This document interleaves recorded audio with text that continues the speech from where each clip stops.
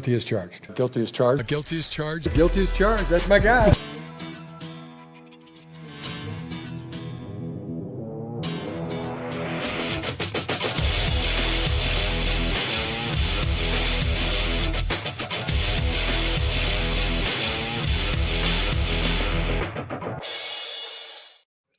Hello, everyone. Welcome to the Chargers post-game show here on the Guilty as Charged podcast. Will not be a super positive show today. Just getting that out of the way now. Chargers losing to the New England Patriots 16-3 in the playoffs. Obviously, a quick and short end to the postseason run for this Los Angeles team. A lot of question marks to dive into today. A lot of stuff to criticize. And we'll get into some positive things, I think, about the defensive side of things, but just an overall messy performance from the Chargers today. And joining me, as always, to talk about it is my good friend Tyler. Tyler, how you doing tonight, man? You know, we've done this third time now. This is our third time doing this, so it's not like we're not somewhat experts in this, unfortunately. And as Chargers fans, we've seen worse, but it never is fun for your season to end at all. And there's no good way to lose a game. They all suck, but you felt like the Chargers, even with all their issues, had a shot in this one. So we'll talk about all of them. It feels very one-sided in this game, multifaceted on that one side. But yeah, man, season's over. And for kind of the reasons, we figured it would. There's not a lot that surprised me necessarily in this game, but it still sucks to see it unfold live. Yeah, still sucks to see it unfold live. I really thought the Chargers had a chance to win this game, and I did not think they would show up with 3 points coming out of this New England game today. So we'll talk about all of that. Not a great day for the Los Angeles Chargers team, entering the offseason with a lot of question marks. Hopefully today was a little bit better for you guys on the Prize Picks showing. Obviously, this episode of the Guilty as Charged podcast is brought to you by our friends over at Prize Picks. It is the holiday season, the best time of year for sports overall. Bowl games, basketball matchups, playoff pushes, it all happens at once. And while you and I are out here making decisions on the daily, being right on Prize Picks is where it is good to be right. Obviously, we've talked about Prize Picks quite a lot. You can do a lot of different fun, features over there. You can stack the same player across multiple statistical categories in your same lineup. You can also now have an early payout on Prize Picks. So if your lineup gets off to a hot start, you may now have the option to cash out those winnings before the game even finishes. Prize Picks is now available in over 45 states, including California, Texas, Florida, and Georgia. So make sure you get in on the action today. Download the Prize Picks app and use the code GUILTY to get $50 in lineups after you play your first $5 lineup. That's code GUILTY to get $50 in lineups after you play your first $5 lineup. Prize Picks, it's good to be right. Okay, so it's only fair we start with the offense today. 16-3 final score. Justin Herbert finishes with 159 yards passing in this game. He was sacked 6 times. He had 10 carries for 57 yards for what it's worth. Kamani Vidal, 11 carries for 31 yards. Ladd McConkey was the leading receiver with 32 yards today, 3 receptions. So there were a bunch of Chargers receivers who caught the football, but not very much success there. Obviously, Justin Herbert lost 1 fumble at the end of the second to last drive. He lost another one that was recovered by Kamani Vidal. So not the interception heavy game from Justin Herbert like the last performance, but still not a great overall performance from this offense. So Tyler, how do we digest what we just watched from the Chargers offense going forward? Well, isn't that the $1 million question?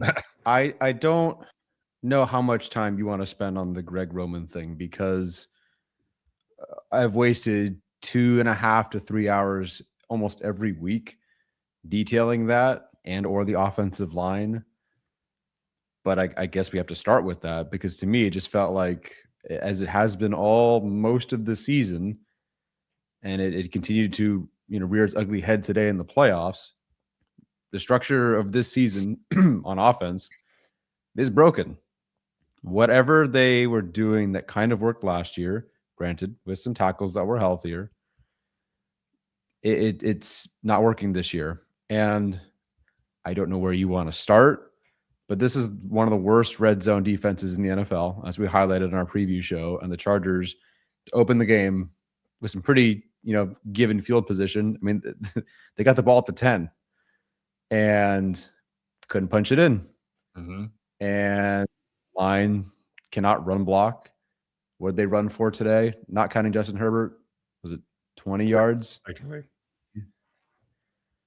Not great.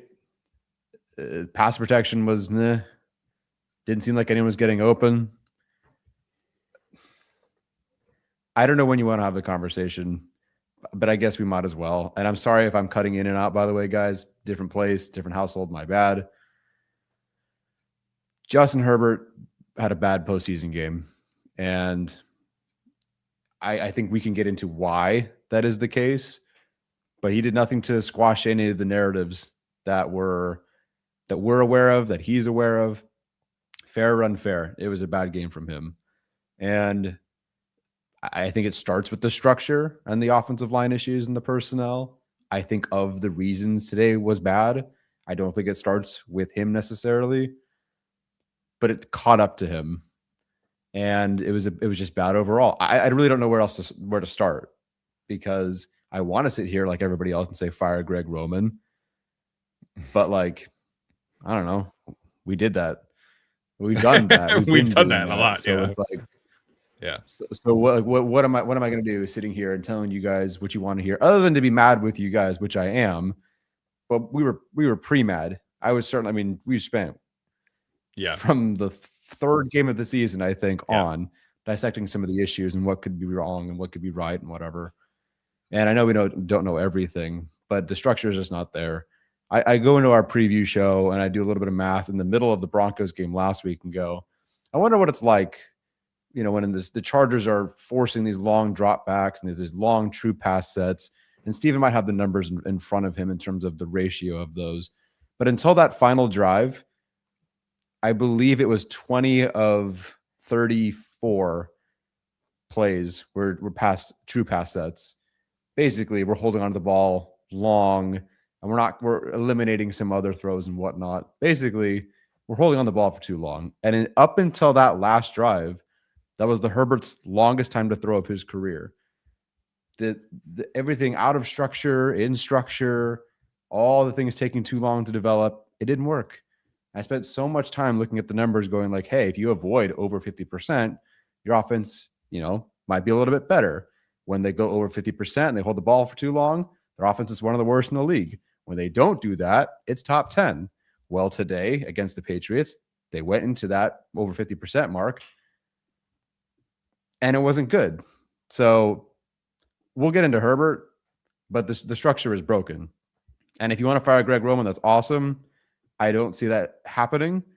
So we're kind of stuck in this relationship with Greg Roman, and we got to figure out a way to make it work, I guess. Your thoughts? Just confirming your point about the average time to throw, and that is accurate. So today, Justin Herbert, according to PFF, averaged 3.43 seconds time to throw. That is the longest of his career by 0.13 seconds. The previous long was 3.30. So I think, unfortunately, Justin Herbert's going to catch a lot of flack for today, and I don't think he played well. He missed a number of throws that we usually see him make, and I think that is it unfortunately was not a great Justin Herbert game. It was a game where he ran into a couple of sacks today. He just was not seeing the field very well. But at the same time, like, the structure of this offense does him zero favors. And you watch the way that Drake May plays the football in this football game, and it was very clear, like, they were giving him answers. Like, hey, man, if you get to the top of your drop and the Chargers are putting a lid on it, check down, scramble. They were giving him alleys and answers every single time. And you could feel when Herbert would get to the top of his drop, he would go 1, 2, 3, nobody's open. And then the check down is blocking still, or the check down is covered, or the check down is Tucker Fisk. Like, there's a huge difference in checking it down to Ramondre Stevenson versus Tucker Fisk. That doesn't take a football genius to point that out. It felt like Herbert had no real options to throw the football in a place that he wanted to throw it. He did not play well. That is true, but the offensive structure was also very, very poor. And you and I talked about heading into this game that like everything that the Chargers do well leads to a certain method of success. And I don't have the exact numbers, but one thing the Chargers have done very well under Greg Roman is these motion free releases where they'll run they'll motion somebody from outside of the formation into the inside of the formation and run a deep over, whether that's Quentin or Ladd or Keenan. And I think that happened like maybe once or twice where that like you see them running across in motion and running, a deep over. That didn't happen. There were 0 screens today again, which Greg Roman is just completely allergic to. Everything is deep. It's a deep, passing route combination against one of the best secondaries in the league. And even if you're heading into this game feeling comfortable with the offensive line, which like I thought the offensive line played okay until like the very last drive, honestly. Given the circumstances, I think up until the second to last drive, Justin Herbert's pressure percentage was like 38-ish, which I will take that. 38's not great, but for this season, it's workable. But every time they would get into third and these third down and gotta have it situations or the goal line gotta have it situations, the passing concepts that they showed in the back view were just a mess. Like they're, right leading into the end of the first half, they're running Ladd and Trey Harris on vertical routes, and Keenan Allen is the only one running towards the middle of the field that has that has the ability to instantly get open. And there's 2 linebackers there. Justin Herbert has nowhere to throw, and so he kind of scrambles outside of the pocket a little bit. And Kamani Vidal gets open late with the wheel route. And everybody's like, well, he should have thrown it to Kamani Vidal. He's 4th in the progression, and Herbert has to extend and scramble for him to get open.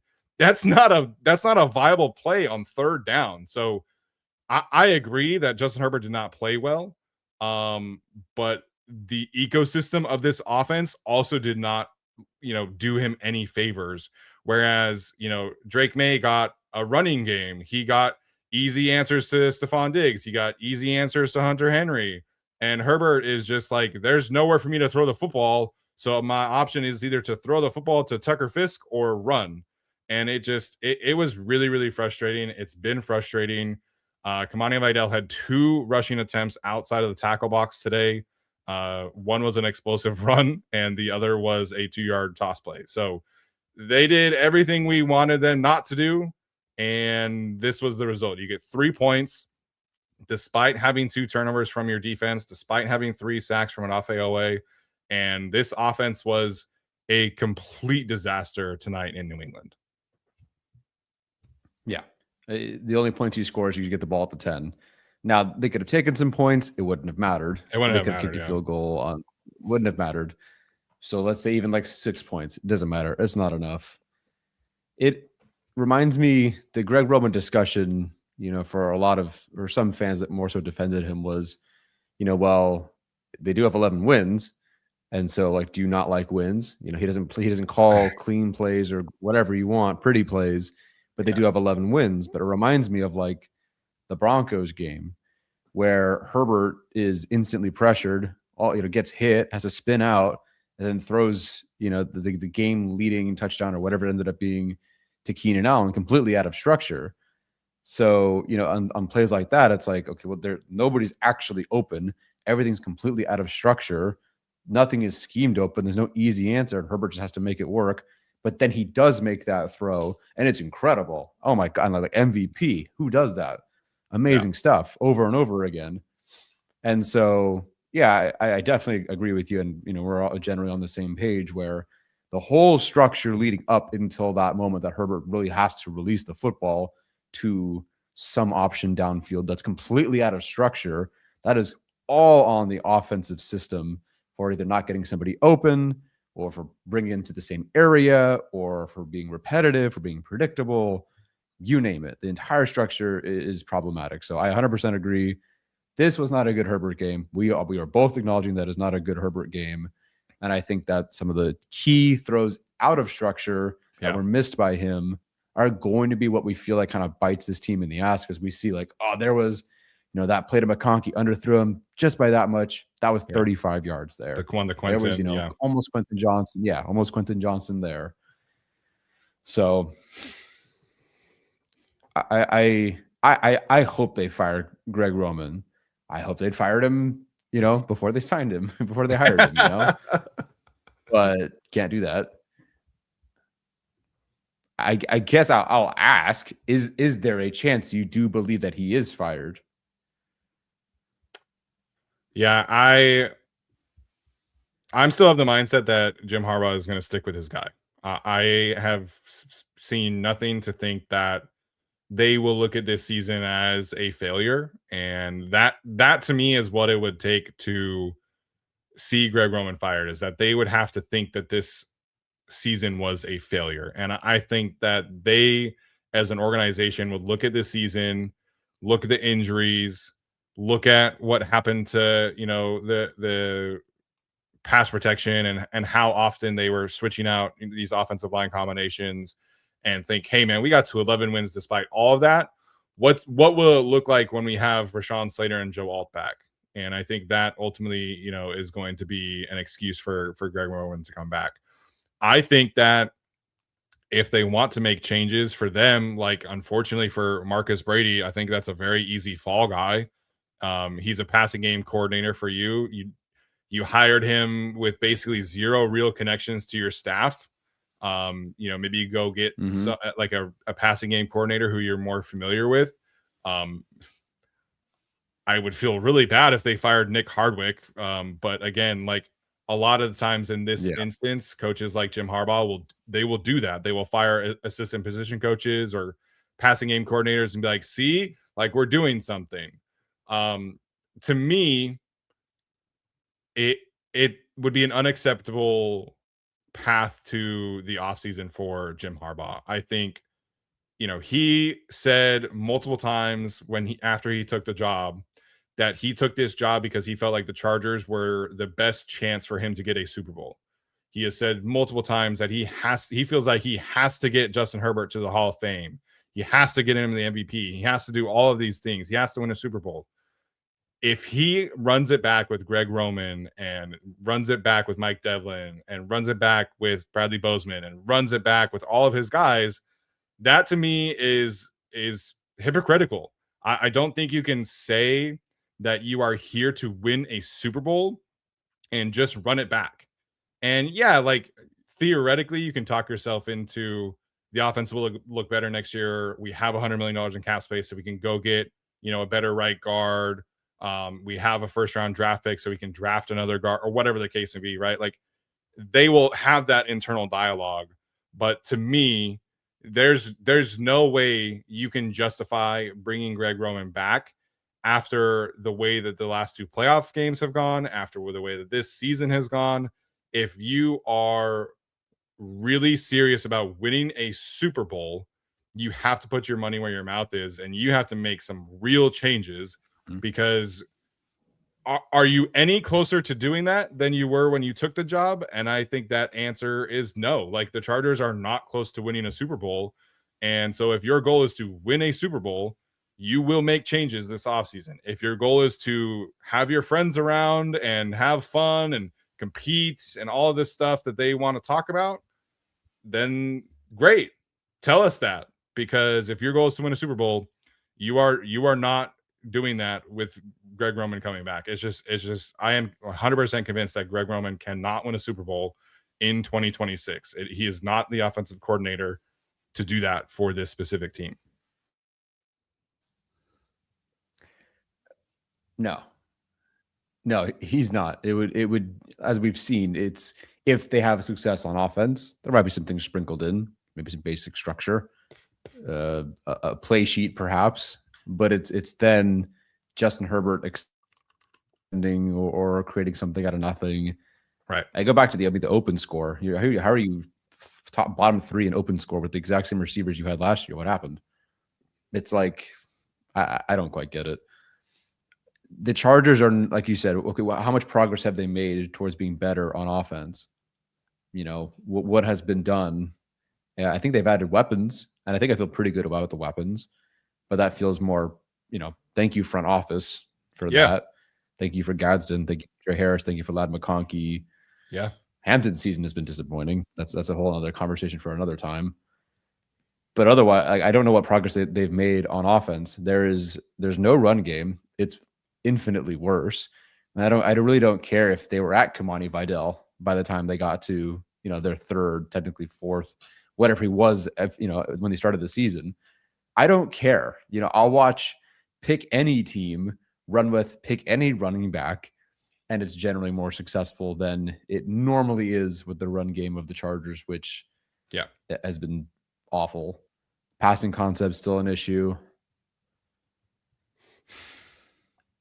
I hope they fire Greg Roman. I don't see it. I do, just because we're sort of on this, want to start having, again, not that I'm not calling for Jim Harbaugh to be fired. There's a very big difference between me being disappointed and having this discussion, but it is year 2. If I don't know how I'll feel, I guess very angry, very disappointed. So like today, game captain for today, he has been for, I think, almost the whole season. Anybody guess who I'm thinking of? It's Bradley Bozeman. And I understand that he's your center, and I understand like he is Harbaugh called him our captain, our center, before they even re-signed him, if I'm not mistaken, or pretty soon after in the spring. I'm sorry. If they run everything back.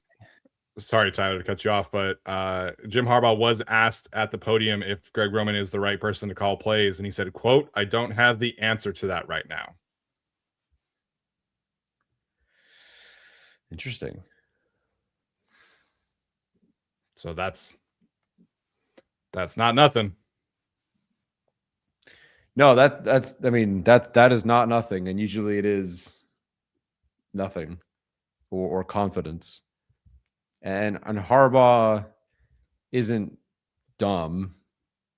I know he didn't say, oh, he sucks. But, 2 years ago with the quarterbacks, he outright said, like, we need our quarterbacks to be better. And they ended up trading for one.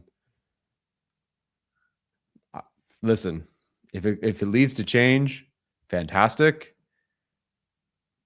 I think it's really stupid that you then, like, what did you expect to be at this point? But if that's how he feels and that leads to any kind of change, I'll give him some credit, because this Jim Harbaugh experience is a joke if he's back and the same line is back and the same coaches are back and the same structure is back and the same expectations, the complacency.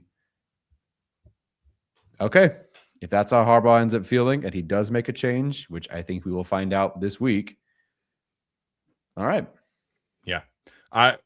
In terms of Jim Harbaugh as a head coach, like, to me, he's objectively a really, really high level, motivator, and he's a high level character and culture builder. The Chargers are doing a fantastic job in that sense. And I think you see that across the board with the development that they're having from a player perspective, from, the defense and the way the defense showed up. And we'll talk to them a little bit.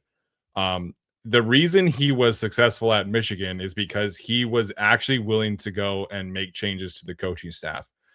Michigan did not give him any choice after the 2020 season. They made him take a pay cut and said, "Go hire better coaches, please." And he did that. It took him a while to get to that point, but he did that. So to me, it's very simple. If the goal is to win a Super Bowl, you have to go make changes to your offensive structure. And I'm not asking the Chargers to go run the spread and go run an air raid offense or whatever the case may be.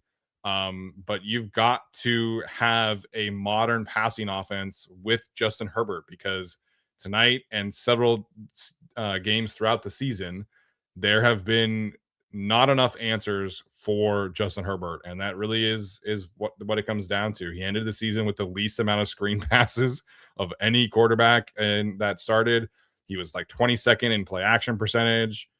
There were just not enough answers for him. And you see all these other quarterbacks, they all get these easy answers. And it just, Herbert is out there just like straight drop back 7 steps, deep vertical passes here and again and again and again and again behind the worst offensive line in the league. So I don't think Herbert played well again, but I think Jim Harbaugh, if he's serious about these changes, then they have to be made. I think like we even got Harbaugh to go for it on 4th down today. Like we got what we wanted with him being aggressive from a 4th down standpoint. I thought like the substitutions at the end of the game that Chris Collinsworth were talking about were like that was not a good look by those decisions and those players or whatever the case may be. But if Harbaugh is serious about making changes, then he's gonna get a lot of credit from me, because I just like he's hired Greg Roman at 4 different stops. Like he's his guy. Like he's his buddy. Like they did the whole RV thing in Orange County after they got hired. Like this is his guy. So if he actually fires Greg Roman, I will be very pleasantly surprised, and I think he will be rewarded kindly from a social media standpoint. Yeah. It doesn't change. It was never the offense that was the issue with Brandon Staley. I mean, there were issues, but it was a head coach and definitely a defensive issue, and they had to make a change, but at least they made a change.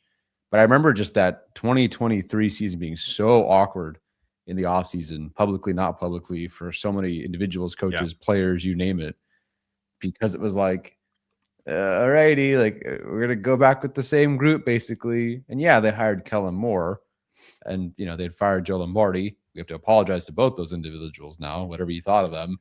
I think we'd take any of them back at this point. Yeah. But I just remember being so tough. I mean, it was very much like, instead of Bradley Bozeman and Greg Roman, it was like Sebastian Joseph Day and JC Jackson, or even Jerry Tillery at one point. Yeah. Where it's like, why are we, Kenneth Murray, Eric Hendricks, like, why are we doing the favoritism thing here? Why are we complacent? Why are we keeping the same structure? It was just so awkward. And we felt it as fans, like, I don't know about this. So if they do that with Greg Roman and Bradley Bozeman and all these guys, then it's just like, it's not the worst thing ever, but like if it's Scott Mallock and Tucker Fisk and Trevor Penning, and all these guys again, I just think you kind of sit there and go like, all the players and fans for sure, but players just sit there and go like, what the fuck are we doing? Are we doing this again? Yeah. So, I mean, you and I have heard rumblings about how certain players feel about this staff, and it's, not necessarily all positive. Defensive side is not an issue. Yeah, I mean, I guess I'll give Harbaugh credit for firing the guy he should have never hired, I guess. Nice. Whatever. Yeah, I think overall, like we've been doing this for 6 years now, and obviously we were, riding for Bolt Beat when the 2018 postseason run happened, but I'm just tired of this team not showing up in the playoffs, man. Like, just the way that these games happen are so frustrating to me. Like, sitting there on yesterday afternoon, watching the Panthers show up and just scrape and claw and fight against the Los Angeles Rams, who were 10.5-point favorites heading into that game. Watching the Bears and the Packers, just the Bears scrape and claw their way back from that game, and the Packers definitely blew it, and I would be very frustrated if I were a Packers fan right now. But to see some of these other teams in the playoffs just consistently, like, at minimum, like, just fight and just, do everything they possibly could to show up in these playoff games, and for the Chargers to just consistently show up like this in the playoffs is really, really frustrating as a fan, as a content creator. Obviously, I was really hoping for a playoff win and really hoping for a rematch with the Broncos, because that's a team I think the Chargers could play pretty well against. But to have 3 points against a probably like league average defense of the New England Patriots, and just I don't know, man. Like who on offense do we feel good about today with their performance? Like, the run game, it's tough to blame Kamani Vidal for the way that he ran the football. Keenan Mhm. Allen had two really bad drops. Lad McConkey didn't really get the football, but Quentin kind of got bodied by Christian Gonzalez, a really good player. Like, that's fine. Right. Gasson had a couple catches at the end, but like there's just like not a lot of standouts on offense for tonight. And No. it's really, really frustrating, especially with the way that the defense showed up today, that the offense just couldn't even muster like 10 points. Like, I would have taken 10 points today. Use 16-10, whatever. But 16-3 is just, it's really, really frustrating. I'm just tired of watching this team let me down in January, man. Like, if they had lost on the last second, cool, whatever. Fine with that. But to not even show up on offense, it's just really frustrating. I know people in the chat are feeling the same way. There's a lot of conversations about player X, Y, or Z or coach X, Y, or Z need to be gone. Sure. I'm just tired of watching this team let us all down in the playoffs, and I thought Jim Harbaugh would change that. Again, not even necessarily like win these games, but to just not show up it sucks. There's no better way to say it. It just sucks. It was ugly. It was not fun. It was not a Yeah. fun day to be a Chargers fan.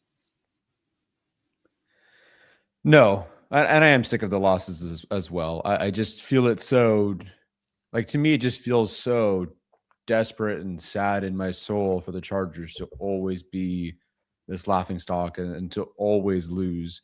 And it's almost worse when I think, have the head coach, at least the head coach and the quarterback, and I would even argue GM to get it done. Like, that should be the Trinity.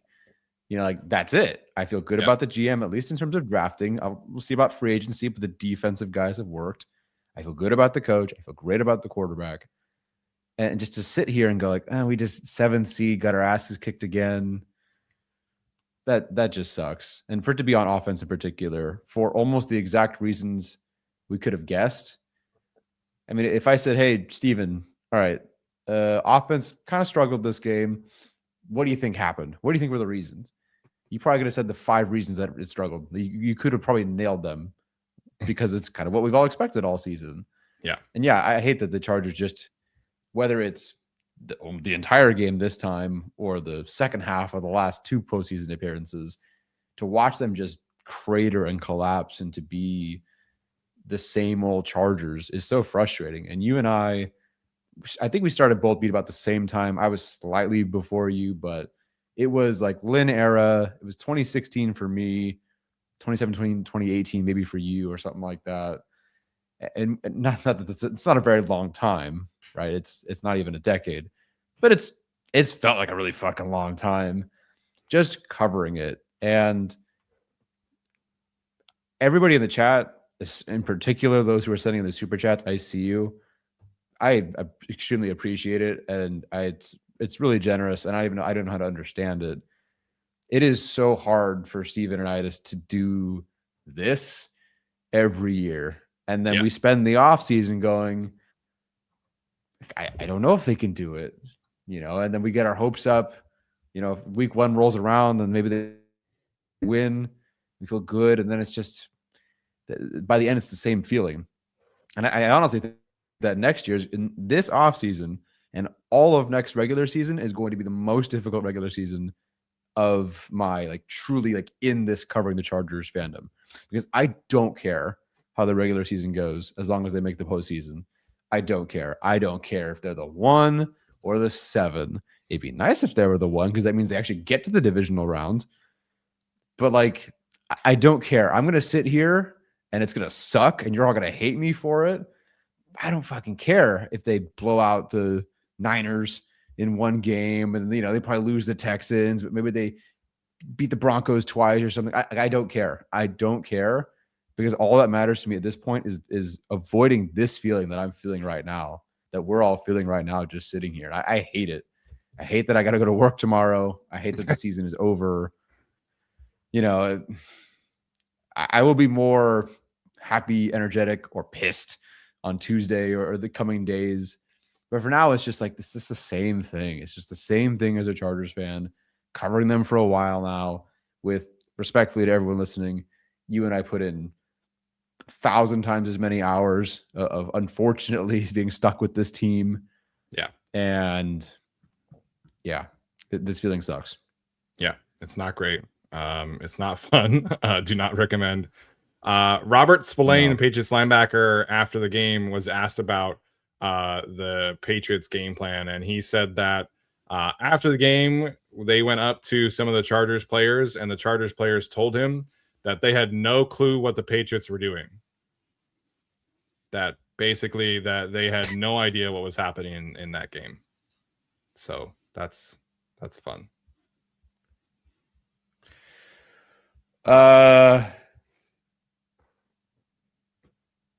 Really? I mean, I feel like it was like a lot of cover, zero man coverage. Apparently we don't know what that looks like. So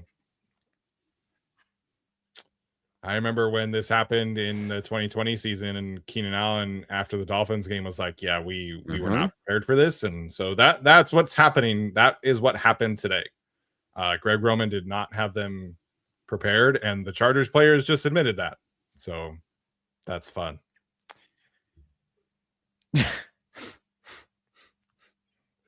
Sweet. I love it. It's so great. This is the offensive coaching staff that some of you have been hell-bent on defending in our mentions and in our chat, that they were unprepared for a playoff game. A fucking playoff game, and your offense is unprepared. They had a week off. Yeah, the starters didn't even play last week. Oh my god, that pisses me off so much.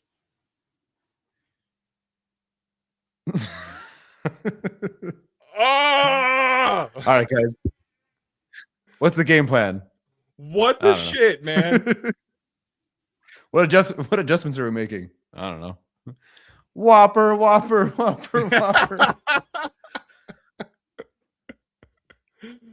Have it your way. Oh, Not man. a sponsor. Wow. I can't. In 2026, man, your offense is unprepared. Keenan Allen, you're not. This fucking guy. I'm gonna go, Tyler. Go. I'm not allowed to say. This fucking guy looked at Keenan Allen this year and said, "Hey, you're not used to this, but I call plays to win. You're not used to that. 3 fucking points in the playoffs." And the offensive players are going, I don't know what we were doing. What play did you call to win? The Vidal fumble for 11? You know? Jesus, man.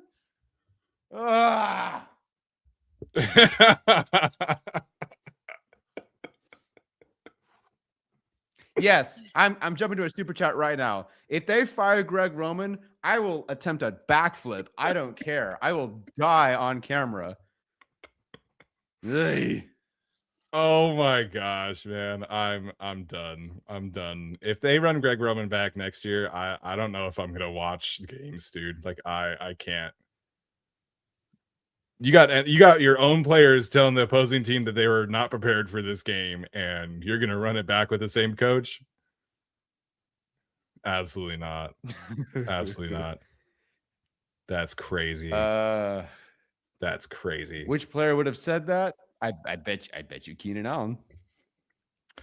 Probably Keenan Allen. I mean, Robert Spillane's been in the league a long time, so it's not like he's going to go up to Trey Harris. Like, it's probably Keenan. It's probably like, I respect. If Trey Harris is the reason he gets fired, I'll get his jersey. Oh man, dude, I can't. I don't know. Just really quickly, because we have to talk about him and the defense. Dude, Odafe Owe, man, deserves a blank check for me. Like, you have to bring this guy back. 3 sacks, franchise playoff record in this game. I thought he was incredible today. In general, I thought that the Chargers defense gave you about as good of a showing as you can in this game against potentially the MVP quarterback. So we're bad vibes right now, but I have to talk about the defense really quickly about them at least showing up today and playing well. Dude, this defense got basically no help. Yeah, a couple of big chunk plays over the middle. Ramondre Stevenson having 75 receiving yards kind of sucks. You know, I mean, he's a good player. Don't get me wrong, but that's not very good. This defense gave you everything. There's basically nothing this defense could have done better.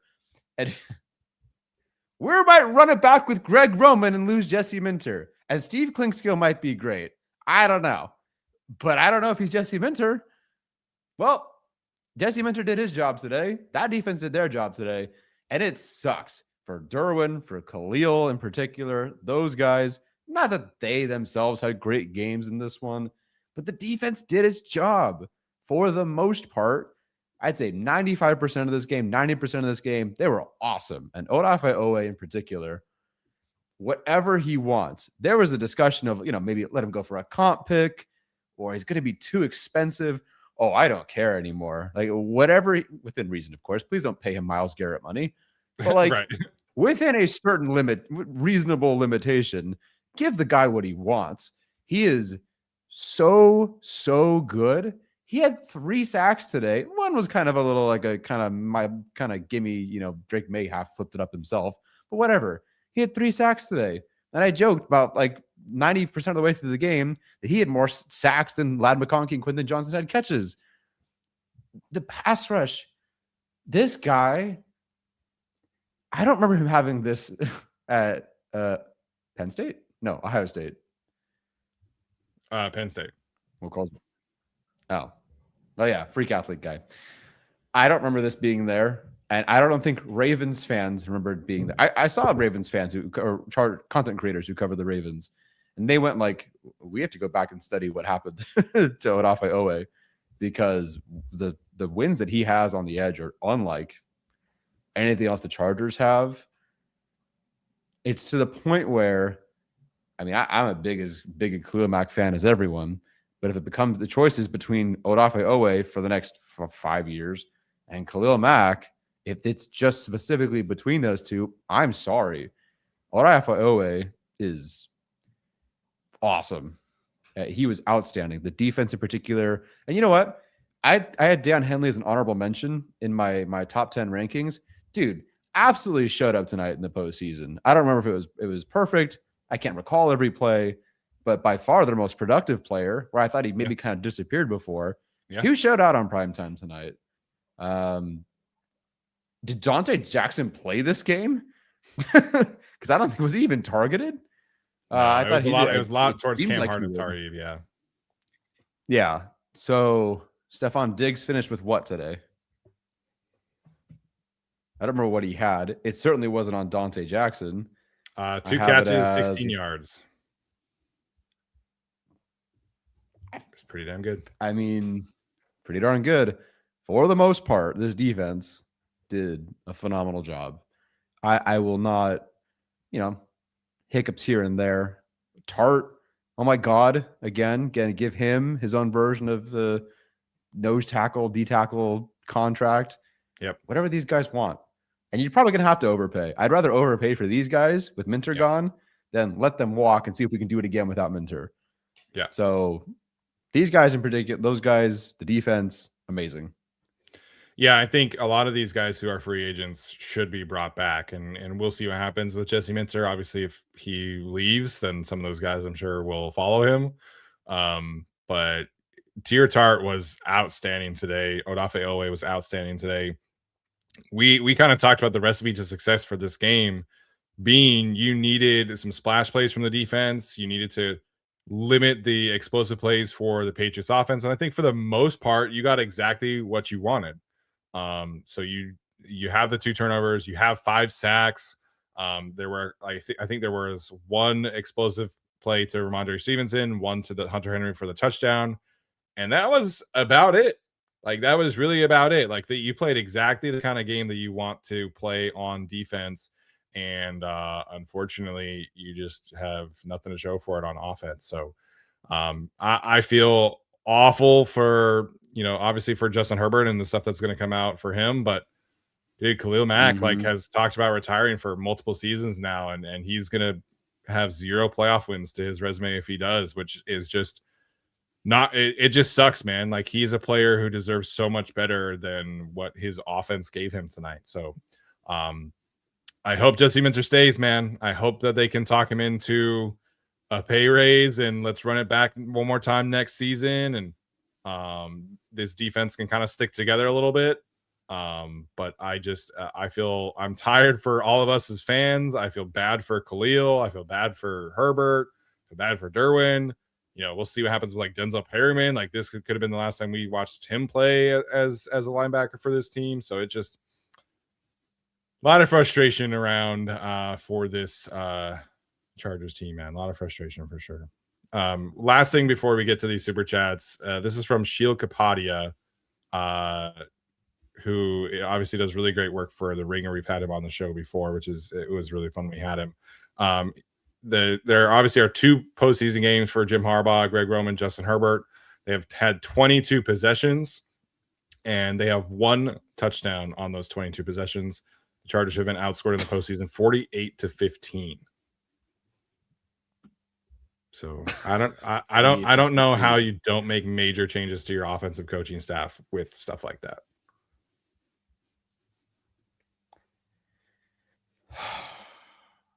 Yeah. Man. I mean, they got to fly back, and it's Sunday night. Like, they probably meet tomorrow, right? They have, no matter what, they have to meet tonight or tomorrow night. Maybe he is gone. Yeah, they'll do like locker cleanout and stuff like all that tomorrow, and I'm sure they'll have meetings. So if you nail this OC hire and you can get Jesse Minter to stay, I might be back. But I'm tired, man. I'm so frustrated with the way that this season went, and so much promise, and it just was all for nothing. Okay, before we continue, we are going to take a quick break for our audio audience, and then we're going to jump into these 123 super chats to end tonight's show. So we appreciate you guys. We'll be back on the other side right now.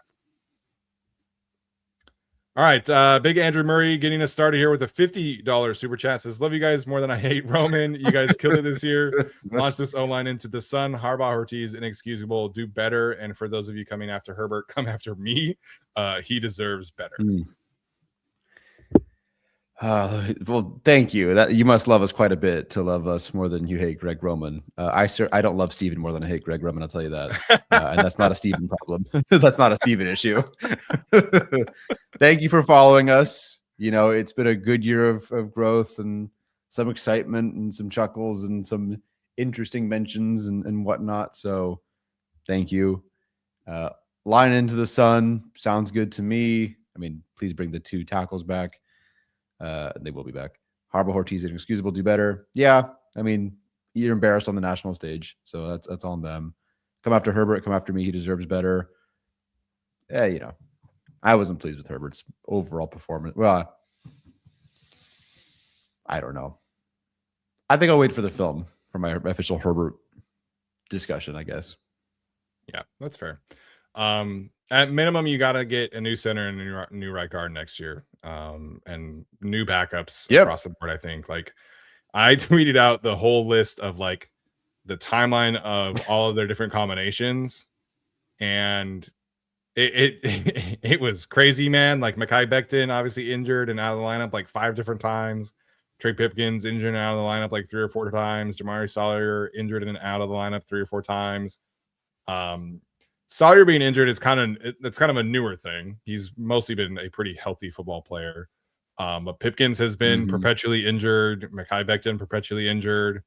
You got to get some backups that are like sturdy and capable backups, but more so guys who just are not like always injured. So it's appreciate Andrew Murray for getting us started. Appreciate him for the big super chat. Next one in here, Nicole Zito with a $20 super chat. Appreciate that. It says, can't wait till next year with no Minter and running back Giro. Truly pains me to say it. Time to talk about the postseason lights being too bright for Herbert. I'll be in shambles until the draft. Thanks for the coverage. I think that's fair about Shambles until the draft. Obviously, the draft is kind of a Mhm. highlight for a lot of us, but I think with Herbert, waiting until the film to make an assessment is fair. I think also saying this is fair. Like I think if you listed off Mhm. 5 of his worst games, I think at least this one and the Texans one, I think are firmly in that top 5. Mhm. And it's just unfortunate that's the case. Like he's played however many total games in his career, 6 seasons worth, that 2 of his worst 5 are in the playoffs. So uh bless you if you are a Herbert defender this year. I will not be participating in that conversation anymore. Yeah. He's unfortunately for him, like he could do this same season all over again with the same injuries to the offensive line again, and until he wins a playoff game or 2, the noise is just going to Mhm. continue. He's got to show up in these playoff games and play better. Like it's just the bottom line for him. Yeah. I almost don't care about the regular season next year, other than the fact that they need to win games to get to the postseason. Yeah, that's fair. I'm just waiting. Yeah, that's fair. Lou God says, I'm not sure firing Greg Roman would be enough, but I am sure you two are the best. Thanks for that. We appreciate it. Says, thanks for Very nice of everything. you. You make shitty losses like tonight a bit more tolerable. Well, thank you. That's very kind of you. Steven's certainly been more upbeat. I'm sitting here about as flat as I can be. It's also 9:00, I guess, and I'm over it. But Yes. yeah, thank you. I appreciate that. Next one in here from Alex says, Herbert 40% of the blame, Roman 60%. Herbert playoff criticism is 100% real, and frankly, he looked mentally nervous all game. Yeah, I don't think it was some pocket performance stuff was not great. I mean, we just, I'm sure we'll spend a lot of super chats discussing Herbert, so I won't go over it too many times. But I think he should have. No one should be removing their criticism of Herbert in the postseason and that being a thing from him after this game. It should stand as is, and he has to bear that burden until he breaks it. Fair or not? Yeah, fair or not.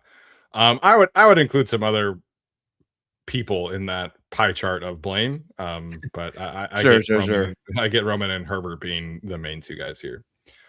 Mhm. Alex Bridgeworth wants to know who gets a game ball in our last game of 2025. I think Odafe Tuli Polotu, or Tui Mhm. Pupu, or whatever the heck that Chris Collinsworth tried to say today. But yeah, Tuli was great. Odafe was great. You mentioned Dayon. I think that's fair.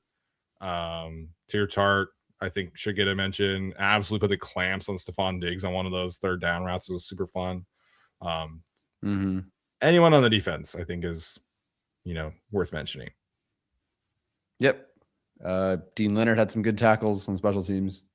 Yep. That's about it. Ben Herbert says he's embarrassed to say he ever defended Justin right now. This loss is indefensible. I genuinely don't know how to have any optimism about him any longer.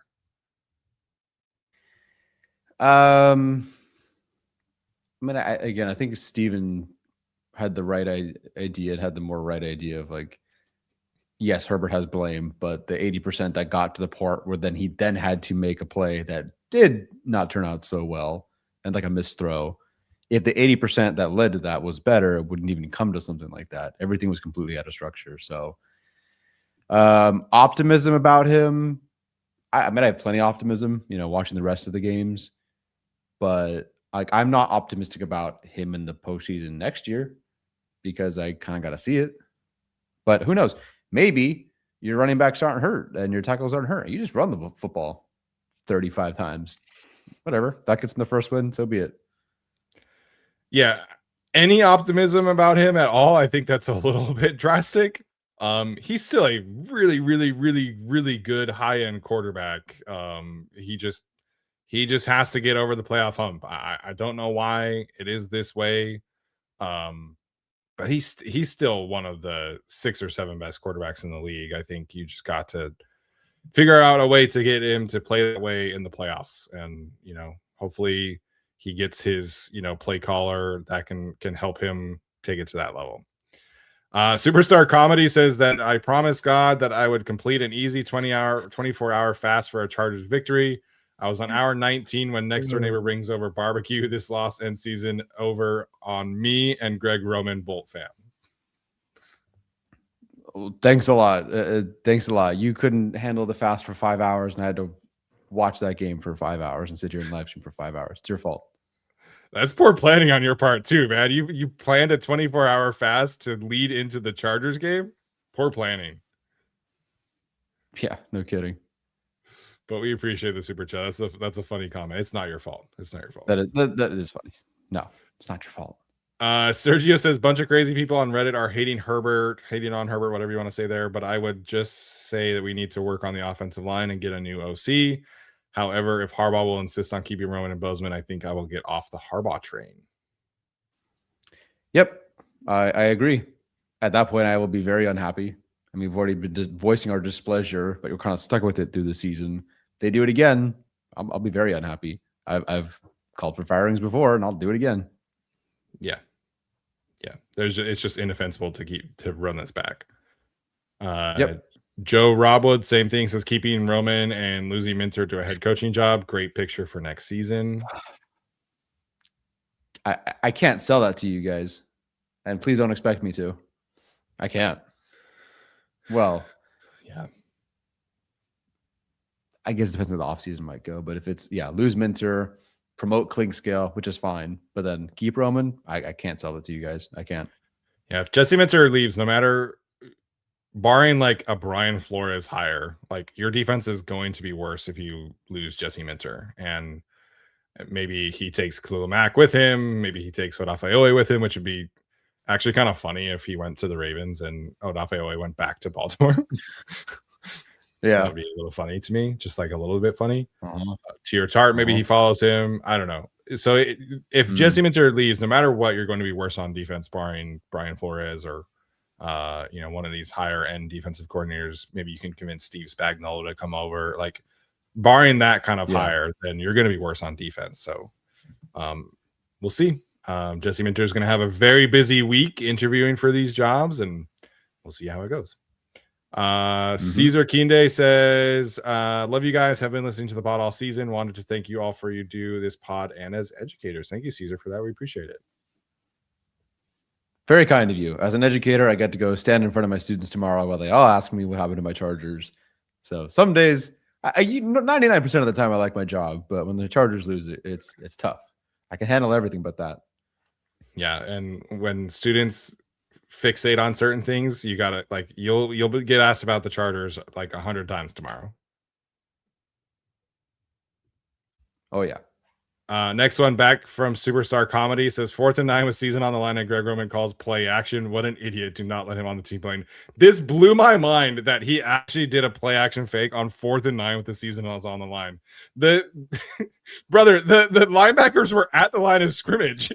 Who are you trying to run a play action for? Like, there's no linebackers there. I could not believe that was actually done. And then Herbert, of course, just gets like sawed in half immediately because Bradley Bozeman loses to Milton Williams in an instant. So kind of a fitting end to Justin Herbert's season, unfortunately.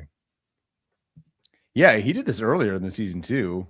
I don't recall which game, but there was a 4th and something and it was play action. Like, okay, it's not 4th and 1. So what'd you expect? Yeah, just situational awareness for this play caller is extremely poor. Ray Febres says 3 points. Greg / Jim. Tip of the spear, right, Jim? We did pretty good. 11 wins, right, Joe? Imagine Justin with an actual run game. Or hey, what about a good OC? Sorry, guys, was not expecting this at all. Very disappointing. Yeah, extremely disappointing. All the talk, all the Harbaugh-isms, all the things, we're going to do this or tip of the spear and imagine Herbert with this and that. Like, I don't care. You can throw up as many quotes as you want, plaster your conditioning rooms with all the abbreviations and things you want. I don't care. Like, it's going to be obnoxious this year, unfortunately. I don't care if the worm is turned. I don't care if the worm is falling on Bikini Bottom or whatever the hell you want to say. I don't care. All the quotes and stuff, I don't care. Yeah. Bob Middleton says, Justin didn't have a good game, no doubt, but I'm finally with you guys. Roman needs to go. Justin is seeing ghosts. He's been hit way too much. Yeah, he's got so much great in him, but it feels like so much has regressed And if you can see him starting to get jittery, understandably, and that's not even necessarily Greg Roman's fault with the injuries and whatnot, but yeah, he no longer has the Rolodex of answers that I feel like he used to. Yeah. So James Palmer tweeted this out, formerly of NFL Network, now currently of The Athletic. Heading into tonight, Justin Herbert was hit at an NFL leading 129 times, 18 more than any other quarterback. Next Gen Stats had him pressured 268 times, which is 39 more than any other quarterback. 109 quick pressures, only quarterback over 100, and that was with him sitting in Week 18. We do not have final numbers for tonight, but PFF's live tracking had him pressured 20 times and hit. Obviously, he was sacked 6 times and then hit 2 other times. So 8 total hits and 20 pressures for tonight, according to PFF. Awful. Username already taken. Love that. Says Mike Vrabel was my second choice after Harbaugh. I was wrong because Vrabel wouldn't have hired Greg Roman. Yeah, I mean, even with someone like Ben Johnson, who congratulations on your win. So of the 3 guys that we wanted the most, 2 of them got their wins. They have done a better job of delivering on what we thought the Harbaugh experience would be than Jim Harbaugh himself, which includes transforming an offensive line, analytics. Although Ben Johnson was on one against the Packers, but whatever. Yeah, he was. Yeah, he was. Generally speaking, Vrabel and Ben Johnson have been doing a lot of the Harbaugh things and also continuing to evolve with the NFL. And I feel like Harbaugh has brought some of the things, delivered on half, and also not evolved, which is troubling. Yeah. Yeah. I think it's too early to say like you were wrong. But I mean, Mike Vrabel, depending on who you are, like you dealing with Josh McDaniels, like I'm sure a lot of Chargers fans would have been really, really frustrated with like the hiring of Josh McDaniels as offensive coordinator. Maybe that doesn't happen with them being in LA versus New England. I don't really know. But sure. Jim Harbaugh's got to nail this offseason, man. He really does. And it's, you got to take some major steps towards being a real Super Bowl contender this year, or otherwise it's going to get loud in LA, I think. Sammy Cross says, Roman is genuinely destroying my love of the game. I need him gone before I can put any faith in this team again. Love this team, but not sure I can watch this train wreck again next season. I get the frustrations here. Obviously, we've done this before. Yeah. The 2020 Anthony Lynn season was a train wreck, like an actual train wreck. Like they were one of the worst teams in the league that year. The 2023 Chargers were a train wreck. So this season was on offense was just a tough watch, but they still made the playoffs. So it's not all bad, but yeah, I get it. I have zero interest in watching another Greg Roman offense. I will say that.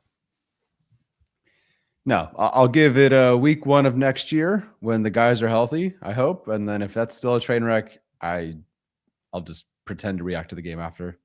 Yeah. The Pilgrim 29 says Davis is slow. Wide receiver drops. Vidal for president. Yeah, very sneaky storyline for the Chargers end of the season. I think they will definitely be needing a new return specialist heading into next year. Darius Davis, was great as a rookie, but it's been few years since that point, and the kickoff return rules are completely different, so they gotta figure out a way to maximize their returns, because some of these other teams, man, like you're getting such a big advantage by having a real kickoff return presence, a real punt return presence that the Chargers are just not. So the drops today were, I think it was Keenan had a few drops. I don't know if I would count Quentin's as like a drop. No, I thought McConkey's was a drop at first, but it was, I guess, but it was underthrown. Yeah. No, not too bad on the drops today. Yeah. But there's one receiver who I think we probably should have a conversation about at some point in the next couple of weeks about his future with the team. So we'll get to that point. Leon Sanchez says, get Greg Roman off this freaking team. Have a good night, Bolt fam. A lot of common ground here for the super chats today. Yes, I'm right there with you, Leon. Steven Savas has always been in Herbert's corner, but this one was bad. Crucial overthrows. Was nobody really open? And if so, was it mostly route combinations? I'm lost. Harbaugh isn't going to get rid of Roman, so I don't know where we go from here. If they don't get rid of Greg Roman, you just, I guess you say, screw it on defense, let it be what it is, and just overload the offense with talent and pray to God that just takes you through. You have so much talent, so much depth that, I don't know, can't possibly screw it up, can you? Was nobody open? I don't know. I feel like there was a couple of times they were. I know Chris Rim tweeted one where it seemed like McConkey was open. I don't recall the play. But again, going into this game, 31st in open score. It seems like no, but it feels also like a Greg Roman thing. Yeah. Whenever they showed replays, it felt like no. And Herbert was always just like, he would go one, you could see him go 1, 2, 3, and then he's just like looking for answers elsewhere. So yeah, frustrating. Rick says Jim is going to bring the best out of Justin, y'all. Or says love y'all. I assume that means so. Yeah. The scrambling this year was great. It was a nice touch. But yeah, we got some questions to be answered in the offseason for sure. The best version of him is more, it's strange, but the generally more conservative version of Herbert is actually, I think, better for him.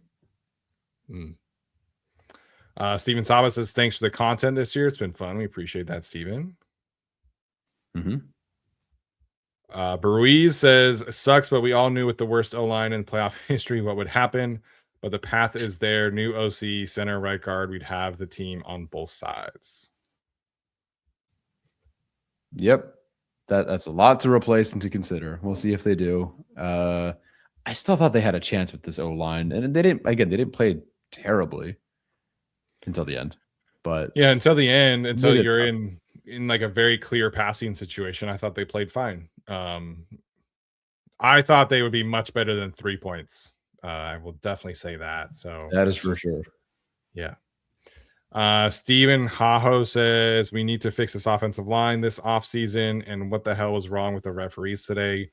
So many bad calls. Also, hopefully next season. Yeah, the one where Milton Williams just like clubbed Justin Herbert in the head and they didn't call that. Like, yeah, that's crazy. Like you have to call that. Like, obviously I'm a Chargers fan and I'm gonna say that, but any other QB gets clubbed in the head, I feel like that gets called. So that was the big one. I feel like they missed the face mask on Kamani Vidal. They got the first down, so they didn't like McConkey. Yep. So I feel like face masks are always so obvious too. Like you don't see the player's head go like this. Like, how do you miss that? Yeah, and McConkey catches the football, and as he's going down, he's like trying to put his face mask back over. Yeah, I don't know, but the Herbert one, it was missing that, getting hit in the face, and then he kind of trips over Milton Williams anyway. So he's also sacked. It was like compounding issues, and on top of the miss. Yeah. I don't know if there was a question here from KMC Glotton, but if there is, feel free and jump back in here if you're still in here. But thank you for the super chat nonetheless. Corn checks, shout out Corn checks. Says Herbert had the yips. He beat to hell again. I can't put that on him. Yeah, definitely a little jittery. Some pocket presence not so great, but yeah, not all him. Same thing from Aiden. I don't know if there's a question attached here, but feel free and jump back in if there is one, and we'll try and get to it. T Poor says play action on 4th and 9, instant sack. I don't want to hear shit about the tip of the spear or any stupid tough guy saying this offense was soft. Pass catchers were soft. I can't wait for more Bradley Bozeman and Greg Roman. Yay. Yeah, generally speaking, I feel the same way. I wanted this Chargers offense in particular with the Harbaugh influence to be resilient and tough and physical and, the imposers, and the defenses, but the offense, not really one bit. No. T-Poor feeling like everybody in the chat, I feel like. Donchetto says no way Greg Roman can be employed after this performance. Also, Herbert not beating the allegations, according to casual fans, sucks to see, but our hands are tied. Thoughts on receiver separation / Hampton? So Hampton only played 2 plays after he got tackled on the carry. That was the last time we saw him. I kind of just wish he would have been inactive if that was the case, but I credit him for trying to get out there, but I was surprised that I don't think Hassan Haskins or any other running back even played. I think it was just all Kamani Vidal out there tonight. So a little surprising there. Receiver separation, I need to watch the all-22 because it feels like a very bad passing concept game, and we heard from a Patriots player who acknowledged that Chargers players told him they were not prepared. So I don't know. We talked about just the overall structure of how they were designing targets versus last year versus this year, and how that's changed, and how you need to use motion and free releases or switch releases or whatever you want to say. And that just has not really been happening this year. So I think it's a combination of you're going up against Christian Gonzalez and Carlton Davis, who are really good corners, while also not being prepared for the coverages and not having easy buttons. So it's a combination of a lot of those things from a receiving standpoint. Yes. People are, because we're on this topic, are saying that Hampton is a bust. As with all first rounders, it is too early to say that. I think he had a much better rookie year, even barely playing, than Quentin Johnston. And you can argue disappointment for Quentin Johnston, but I think he's trending towards, he continues to build. And with Hampton, it was a very disappointing rookie season. And I'm not saying it's his fault, but it was a pretty disappointing rookie season for Hampton. It barely got off the ground. Wasn't what we expected. My stupid bold prediction of no 1,000-yard rushers came true, but not for the reasons I thought. So yeah. Oh well. Yeah, it's way too early to have that conversation. And when he was healthy, he was a good player. Against the Broncos, the 70-yard game, the Giants game was fantastic. The Commanders game before he got hurt was looking really good. Even after he comes back, I thought that the Eagles game was pretty solid. He has 85 yards against the Cowboys. He just didn't play enough games. He just got injured. Right. And then obviously running behind the worst offensive line in the league. So if your takeaway from today is calling Omarion Hampton a bust, I think we are way too far removed from what actually happened this season, if that is what you're talking about. Yes. Colin Murphy says, I understand Herbert played below average today, but I don't think any QB would have won with this OL and no separation. I blame Roman mostly for this. Yeah, if no one's separating it, it doesn't really matter. Maybe someone takes more chances and they happen to turn into something positive, but no, I don't think anyone walks in and has a significantly better day. Yeah. That guy Jesse says Minter greater than Harbaugh. That's tough. I love Jesse Minter, but we've done multiple coaching hires and what that would look like. And while I think Jesse Minter is very worth hiring as a head coaching candidate, he has very limited offensive connections to hire. There's been some speculation about an arranged marriage with him and an offensive coordinator that never usually goes well. So talking about Jesse Minter this way is a little dicey for me. Especially, Jim Harbaugh has a very long track record of winning at a high level, even if he hasn't won a Super Bowl. So I get the frustrations after today, but this is a little dicey for me. Your interpretation made sense to me because I thought this was just for the Chargers. And so to me, I think Minter's done twice the job at his specific role than Harbaugh has. I think most of what Harbaugh's overseen has not. Most of what Harbaugh has overseen. I mean, what we wanted Harbaugh for what? Okay. Offensive line didn't happen, though it's not necessarily all his fault. He did invest in Joe Alt, but it's not been what it should be. Running game, not there. Winning games, not in the playoffs, and not getting hurt. And that happens. So yeah, the things I wanted Harbaugh for, I actually really he's almost over on those things. But he did bring in Jesse Minter, But that hiring is great. But the guy since hiring, it's been really just all Minter. Yeah. So yeah, I think that's fair. T-Por says Greg Roman took Tyler's background. He's just not at he's just not at his house. He's somewhere else. Yeah, that's funny. Bolt up BB. I don't know, same kind of deal. I don't know if there's a question attached here, but thank you for the super chat nonetheless. We're gonna zoom through a couple of these really quickly. There's a lot of Greg Roman stuff, so Noog 97, we appreciate it. But yeah, yes, we kind of covered that topic. Jacob 3624 says thank you guys for the awesome Chargers coverage. If Minter leaves, he will, and Roman is retained. Herbert needs to request a trade or retire for his own good, says Jacob.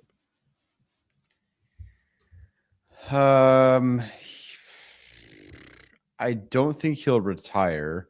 I think he's too addicted to football to retire. Yeah. But if it's like this season for another 2, I don't think it's out of the cards. Yeah. I don't think he's the kind of person who would request a trade. I think he would just like get to the end of his contract and be like, I'm not negotiating, and just like leave at that point. Well, this is way into the weeds here about the psychology of Justin Herbert, but yeah, I don't know, man. After the Andrew Luck thing, like I'm just not going to be surprised by anything. Like Joe Burrow was talking about retiring at his press conference in like week 15 or whatever. So you just never know. I hope it's not the case. I would love to see Justin Herbert be with the Chargers for 20 years and win a Super Bowl, multiple Super Bowls, and an MVP and multiple MVPs. But yeah, we'll see. John Henry says, somehow feel worse than I did after the Houston loss. I always defend Herbert, but it's getting harder every playoff loss.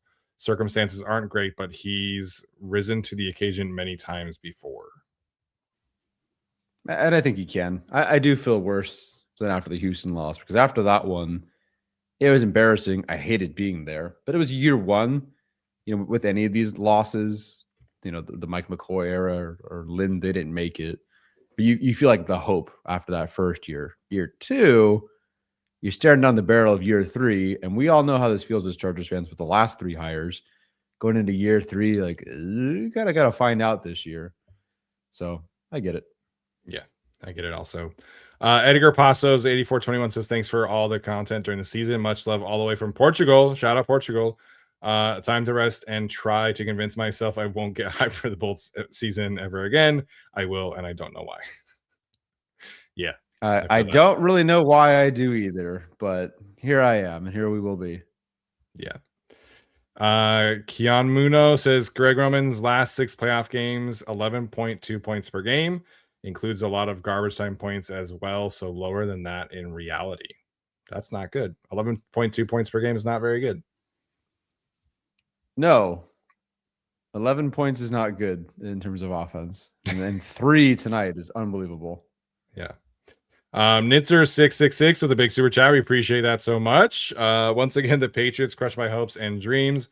Wide receivers cannot create any separation. Roman needs to go, as well as the D played a few huge 3rd and long conversions hurt them. Thank you to the whole GAT crew for all you do. You guys are awesome. We appreciate the big super chats, all of the big super chats. Yeah. Nitzer's always in here. We are very thankful for that. This being the Patriots again sucks. It sucks. It's another level of suck for the Chargers that they just cannot beat the Patriots in the playoffs. So hopefully one day that does ultimately come to fruition. But yeah, my childhood was ruined by the Patriots. 2018 ruined by the Patriots, and then not that I had like big time Super Bowl aspirations this year, but yeah, for whatever reason, New England, Jacksonville are just cursed places for this franchise. All right, so the Chargers just can't go to Miami, Jacksonville, New England, Houston, potentially They're okay Buffalo. in Miami now. I think They're okay in Miami. They barely won that game, man. But they still won. They did win. We broke the curse, and we beat Tennessee, by God. Yeah, but New England, Houston, and Jacksonville never go there. Yeah. Other than half the AFC, we're good. Tara Romero is in here. First, appreciate you both. Herbert had a bad game, played scared, and didn't see the field well. That being said, the OL couldn't get open up a single running lane, wide receivers drop passes, OL couldn't pass protect, and Greg Roman sucks. Yes. All around, yes. I mean, Tara's a pretty big Herbert fan, if I'm not mistaken. So she's an Oregon fan, saying so that, yeah. For her to be saying that, like, Herbert didn't look great, played scared. Very curious what the Chargers fan narrative is for Justin Herbert. Tara's usually pretty like even keeled and not like super biased and just only loves Herbert. But if Tara's saying it, I'm very curious what the rest of Chargers fans is going to say in the next few months. Yeah. PC Matt says that he picked a team with cool colors in a cool city as a kid and have been miserable ever since. Huge fan of the show and usually listen at work the day after. Thanks for the content through the season. We appreciate it, Matt. A lot of tough feelings around as Chargers fans. Yep. Yeah. That sucks that you picked a team with cool colors in a cool city because the city part's gone. Well, I mean, the city's still there, but yeah. Salami Mommy says more like Greg Blosman. Am I right, fellas? Thank you. We need like a joke super chat every like 25 to get us through this. So thank you, Salami Mommy, for the super chat. Metaverse Hero says now it looks like we have no weapons, not enough draft picks to fix all the holes in the draft. If Greg Roman isn't fired, I want a refund on season tickets. Fair. They do have $100 million refund for the Chiefs game. Yeah, they do have $100 million in cap space, and could free up like 20 more by cutting Mekhi Becton, Will Dissly, and Bradley Bozeman. So, yeah, they can spend money this year. Yes, they do. LA Chargers fan 559 says, "We ready for an uncomfortable Herbert convo?" I think we've covered that a lot. Not a great playoff game, not a great playoff performer as of yet. But still a very, very good quarterback. I think, that's kind of where I'm at right now. Yeah. Bo Thea says this ain't on Herbert. This is funny back to back. No other QB even makes the playoffs with that O-line and the worst OC in football by a mile. I can't emotionally invest next year if GR is still around. It'd be amazing if they fired Greg Roman tomorrow, how much almost all of us are universally back on board for next year. Like you could instantly get all back on with the Greg Roman firing this week. Yeah, we're gonna do like a potential like Jesse or Minter replacement show, and we're not excited about that, but I would be absolutely stoked to do a Greg Roman replacement. That'd be a party. We'd sit here and pop champagne while we show, man. Andrew 7539 says, "Thank you guys so much for such great content all season long. You two in this podcast mean so much to me. It's very kind of you, Andrew. I love the Chargers, but tonight was disappointing. Major changes for OC, OL, and wide receiver. Major changes for wide receiver. I don't think that's going to happen. Like Ladd McConkey, Quentin Johnston, Trey Harris, and we'll see about Keandre Lamar-Smith, how serious his injury is, but he should be back. Those four guys will be here, and they will be heavily involved in the offense going forward. And I think that's a really good place to be in. Unfortunately, with the offensive line stuff, those guys didn't really get to show everything they could. The question is Keenan Allen, and if you bring him back or not, after kind of a disappointing finish to the season. But those four, I think, is a good place to be in. And Ronnie Gadsden as your pass catching tight end, like that's a good young core of pass catchers to build with. We've talked about the major changes for OC and offensive line, but wide receiver, I think, is firmly a coordinator problem, not a personnel problem. Some fans are kind of freaking out a little bit too much with the wide receivers. Yeah, I think I agree. Craig Wall says he can't believe I stayed up to watch that gross on offense and special teams work in 1 hour. Thanks for all the hard work you do. Sheesh. Please say T-Row goes tomorrow. I can't imagine working in an hour. Yeah, that'd be. Yeah, no, thank you. I don't even know what that's. I mean, obviously, different part of the world, but I don't want to work in 11 hours. Yeah. John Shoonin here, shout out Papa Shoon, says sorry for the loss, but we all thought the season was over when Alt went down and we made the playoffs. Look, you ain't the Raiders. Yes. The It could be worse. 6 feet below bar where the Raiders exist. We did clear that bar, unfortunately, or fortunately we did. But Mendoza seems pretty good. Yeah. Indiana's a wagon, man. They're crazy. They are. Bolt Boy Tommy, appreciate the super sticker here. B Frisch. Gotta let me know how to say that one. Sure. Says appreciate your coverage of the team all season. Looking forward to diving into all the offseason discourse soon. Silver lining of this game, Greg Roman firing has to be on the table now, right? We've again have talked about that a lot. Jay Mookum says 4th and 9 play action was a spit in the face to top it all off. Even without Brady, they can't beat the Pats in the playoffs. So similar conversations, but appreciate the super chats there. Case Arcter says faking the draw on 4th and 9 with the season on the line. That's funny. Thank you guys. Go Bolts. We appreciate that. Blake Sellers wants to know if we have a theory on why Herbert never gets roughing the passer calls. Wouldn't have changed the outcome, but it happens so frequently, and I don't know why. Not a whiner. He's too tough. He doesn't whine. He'll look up and be like, "Really?" But yeah, he doesn't argue enough. I think is fair. Yeah. Abongwamiga Goat says, I hope the offense was bad enough that Roman gets fired, although I know it's unlikely. Maybe it'll be better with the OTs back next season. Nature's Calls Pod says nothing matters anymore. Herbert will never beat the allegations. A lot of similar stuff here tonight. So I'm just going to zoom through some of these. But Young Woods on the beats, play calling been trash all year. Never on RB screens. Never any RB screens, slant routes, stick routes, Texas routes. Great teams execute the simple stuff. Every time we go 5 wide, we run 15-yard routes or more. SMH. Aiden Onda says Herbert carried the season. We got to the playoffs because of his heroics. Greg Roman can't call an easy check down game with the talent of our wide receivers. Ferg09 says, do the Spanos ask/tell Harbaugh to make changes to the offensive staff? Thanks for putting on shows even when this team puts us through pain. Bolt up with the question mark? A good question. I don't actually think that they would. I think when you turn the thing over to Jim Harbaugh, you relinquish any possibility of giving any advice or trying to, put your thumb down. Yeah, I think they very clearly were, hey, Brandon, say that you got to make some staff changes here. Hey, Anthony Lynn, you got to make some changes here with Ken Wisenhunt. I think that's happened. But when you hire a guy like Jim Harbaugh and you pay him $16 million or whatever the rumor was, he's running the ship. Good amount. So, yeah. Alec says we're so used to Herbert having to play Superman in order to win that when he doesn't, everyone shits on him. Sad to see these fans hating so much. Truth is, without Herbert, this team wins 4 games max. I agree with that.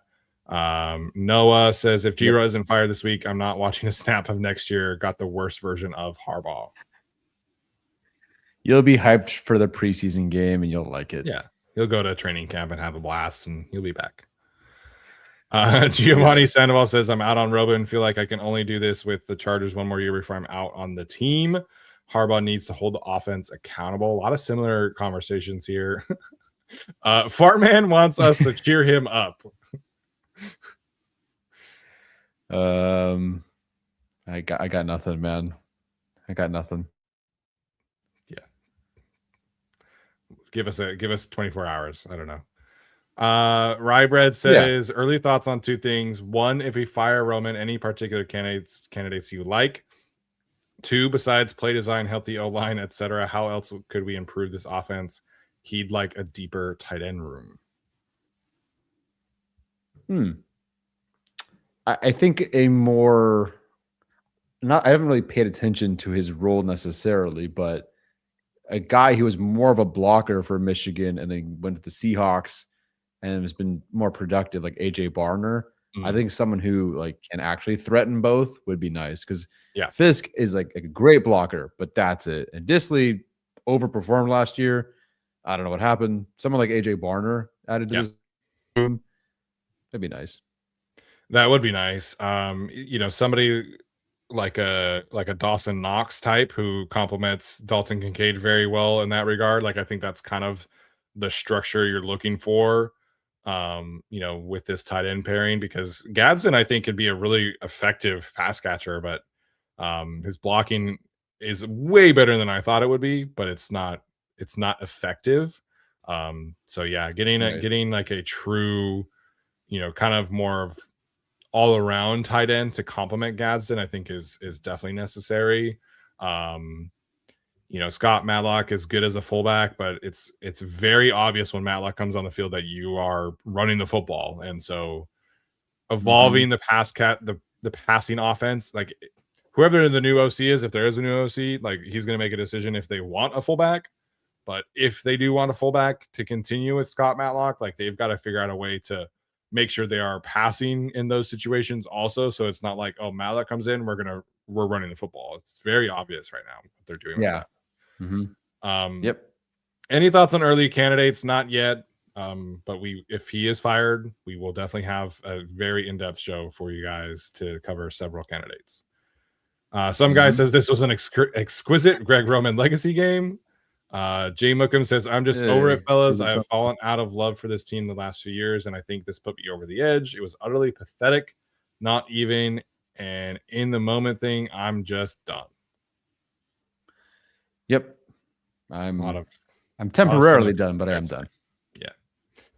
ACSD says that he wouldn't be surprised if Mac retires because of this game. He almost retired after the Jags game. You have to bring back Owe in that scenario. Absolutely there.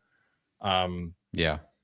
I think Mac is motivated enough to try and win that he won't retire, but I don't know, man. If you're him, like it's kind of a tough sell. Like if you're trying to win a Super Bowl, that this is the right place for him, especially if Jesse Minter leaves. That's an argument that I don't know if they can really make for him.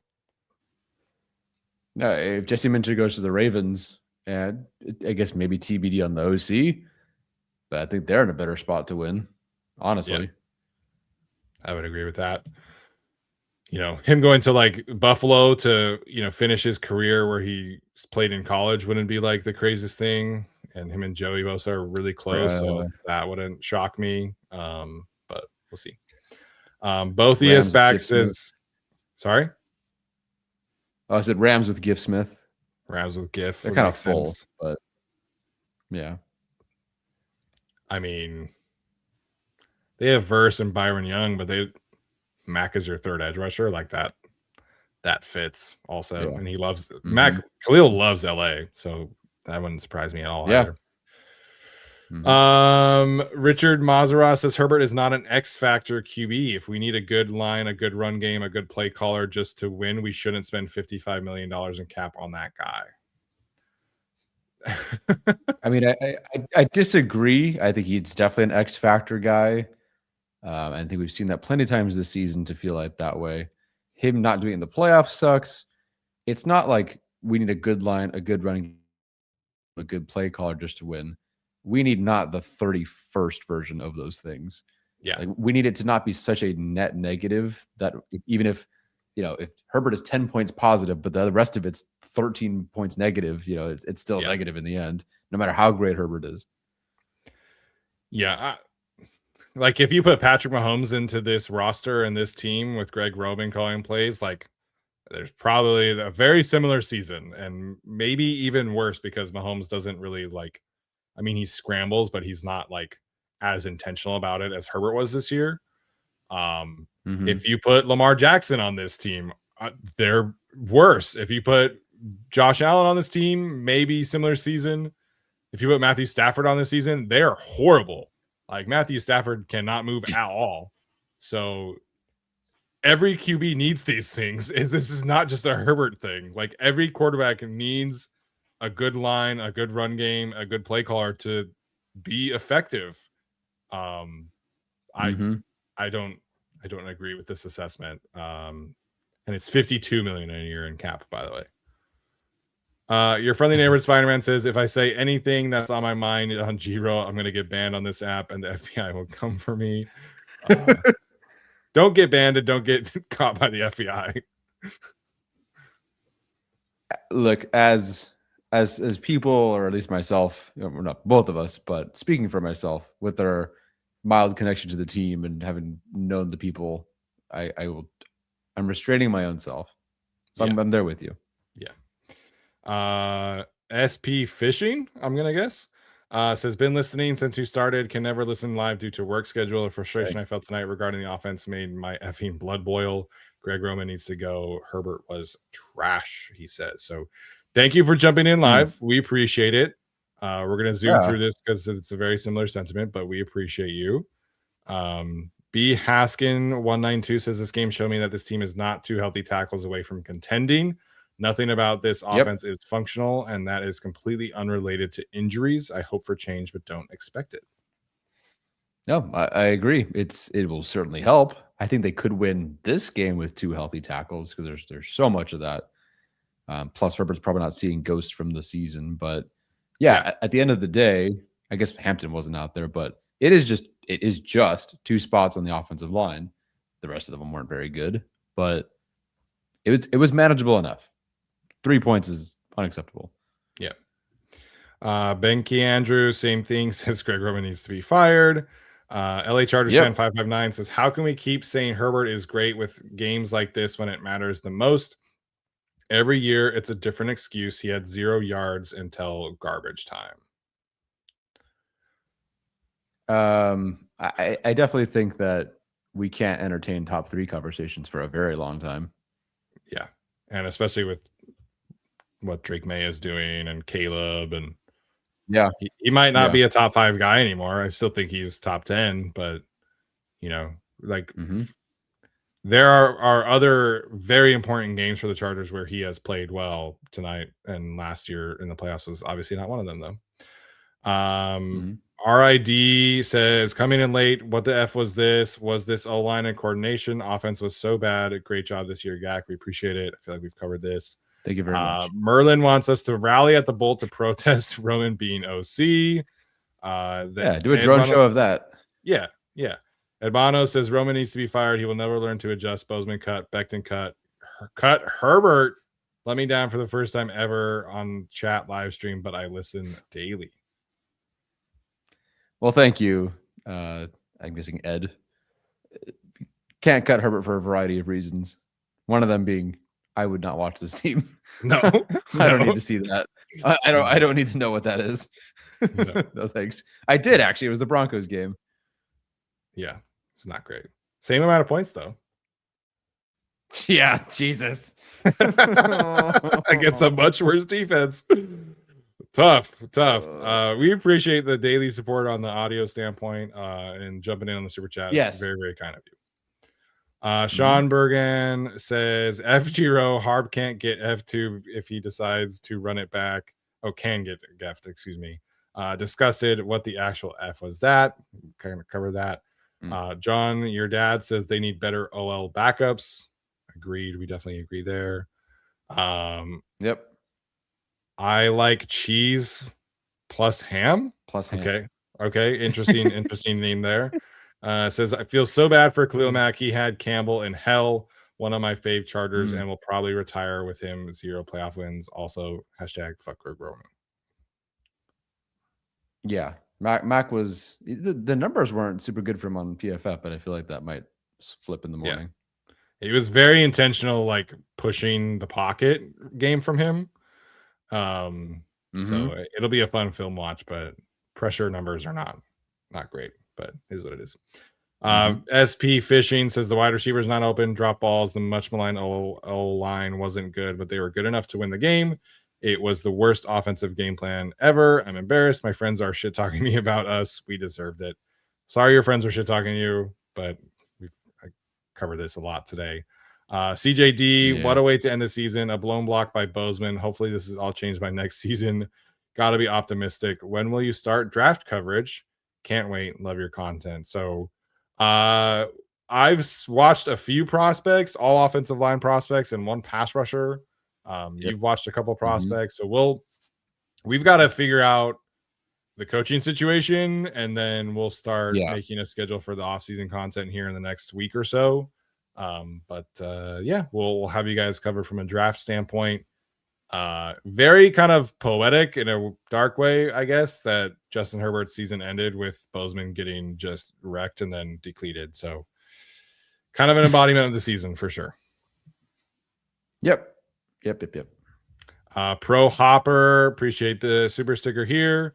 Youngwoods on the beat says this is the most embarrassing and disrespectful game I've seen in 2 decades. Worse than the Jags playoff loss and the Texans playoff loss. Low-key almost worse than the Marlon McCree fumble game. Not worse than that, because the game wasn't as necessarily bad. It was just the way it ended and what it resulted in. That was the one. We'll see what the Patriots end up at, but I didn't think like the Texans were like a great team last year, and they just got like taken to the shed and whipped. So in terms of embarrassment, it's probably that one for the Harbaugh era. The Jaguars, the game is tough to beat. When you blow a 27-3 lead, that's tough to be worse than that. So that to me is still my least favorite Chargers game ever. But I get the instant reaction here for sure. Yeah. I've never been in the middle of booking flights while watching my team collapse. Yep. Shout out to Miss Andrew Shoon with the big super chat as always. Says thank you guys for all of your hard work. You're the best. You're the best, Miss Mama Shoon. We appreciate it. Can confirm. Definitely. Sources say. Thank you for hosting us tonight and all the food and whatnot. And, another family gathering around a Chargers loss. At least you were around family and got to eat some good food, I guess.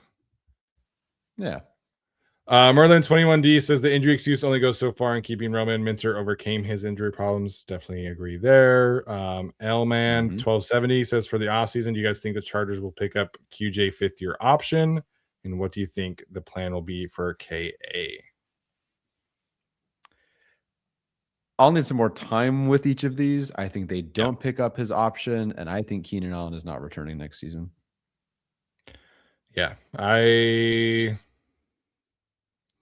5th-year option is going to be pretty expensive. I think the Chargers will kind of do a similar thing that the Ravens did with Odafe Owe, in the sense of like, we're going to wait and see how this contract goes out and then kind of adjust. But if you had asked me this question like on November 1st, I would have said, hell yeah, they're picking it up and maybe even doing an extension on top of it. But it's just tough to justify that with, the lack of the lack of the passing game the last 2 months of the season. Mitchell WG says, don't cash the live streams, but always watch them after. Thank you for that. Thank you for the super chat and jumping in today. Greg Roman offense is 11.17 points per game last 6 playoff games with Lamar Jackson and Justin Herbert. I think one of those games was with Tyler Huntley, if I'm not mistaken. But yeah, if he's back, I'm done, he says. And I think we've covered that. Meta says that he's convinced Bozeman is a double agent.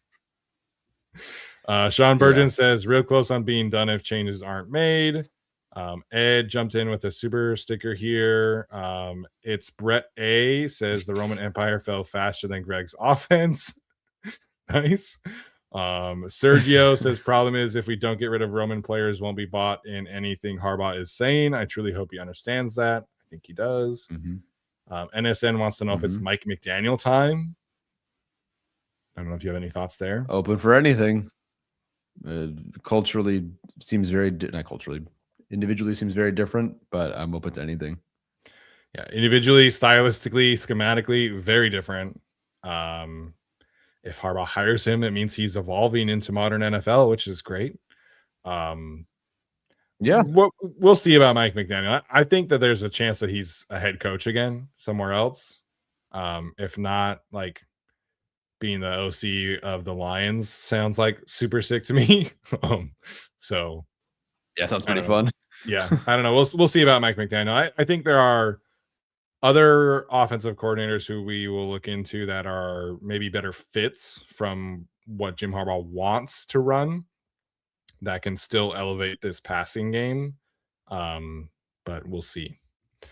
Some guy says, if you watch this channel, become a GAC member. These guys grind nonstop. Buckle up, GAC crew. Free agency draft coverage is about to be elite again. Thank you, some guy, for a huge super chat. Thank you for being a member Yeah. and for being in our Discord. I think, if I'm not mistaken. Oh yeah, he's in there yes. plenty. He's been super supportive. He's battling with my mom with most supportive super chats.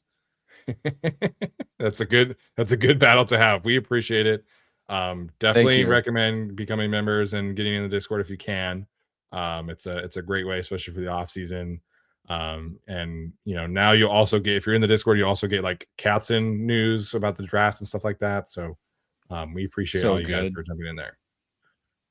Yeah. Tara says, if Minter leaves, then it will be all the more important to get a good OC. You cannot lose Minter and keep Greg Roman. I think we definitely agree there.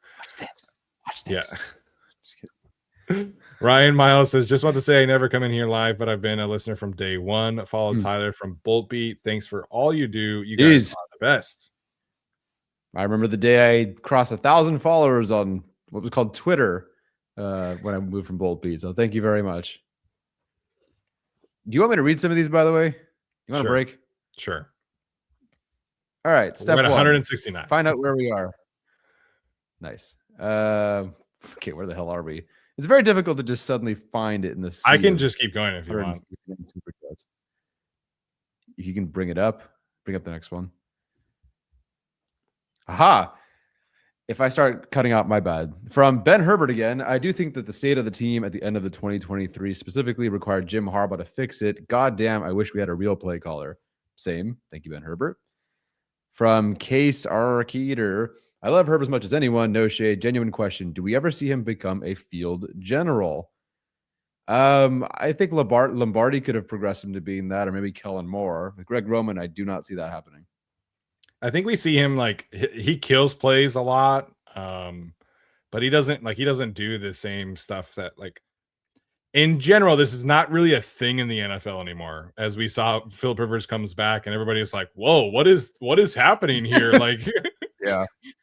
So in general now, offenses are, you get 2 plays in to your headset and you come to the line and you either can it and you run that play, or you kill it and you run the second play. So in general, it's just like not a thing. One of my biggest pet peeves about Herbert is the lack of a cadence and how we almost never see him like run on 2, and then this might be a coaching thing. But even against the Texans, there's 0 Texans fans in the stands and they're running a silent count at home. And that always has bothered me a little bit. So that part I would love an answer for, if that's a coaching thing, or if Herbert just doesn't like it, or if he's not comfortable with it. But that part I think is a criticism I think is very, very fair for him. Yeah, I agree. From Kaz Spartan, I think Kamani won this year despite bad offense. Yes, I think so. That's fair. From Haroon Ahmad, 86. Disappointing end of the season as well as season. Was hoping to see our offense get better, but that wasn't the take. What OCs would you like to see fill the position if Greg leaves? What I think, if they don't bring on Greg, if they don't fire Greg Roman, which again, I don't really think that they will, I think you bring on someone who can be your pass game coordinator that may have also been a play caller at some point, to potentially fire Greg Roman in the middle of the season. I think you're going to see a replacement just in case on the roster. Yeah. It would be hilarious if he just hired Todd Monken, and I would be all in favor of it. But somebody who can take the run concepts of Greg Roman and mesh them with like a modern passing game. But yeah, also that, I guess you could do that. But I mean, it was not great in Baltimore this year, but the previous 2 years for Todd Monken in Baltimore were great. So something like that to kind of mesh the 2 worlds that Harbaugh wants to play and where the NFL is at is definitely necessary. From Jason, longtime listener, first time caller, but if we are healthy next year, ... Hey, if they are 100% healthy, they'll be a pretty good team, even with Greg Roman. TBD on defense, I guess. And thank you. First time super chat is $100. Jeez Louise. Thank you so much. Yeah, that's super awesome. We really appreciate that, Jason. We'll get to the next one here. From Kyle, Harbaugh needs to clean house on offense. Jay Herb deserves better. I get everyone wants to put this on Herb, but I'm not buying it. Build a wall around him and bring in an offensive coordinator that is creative.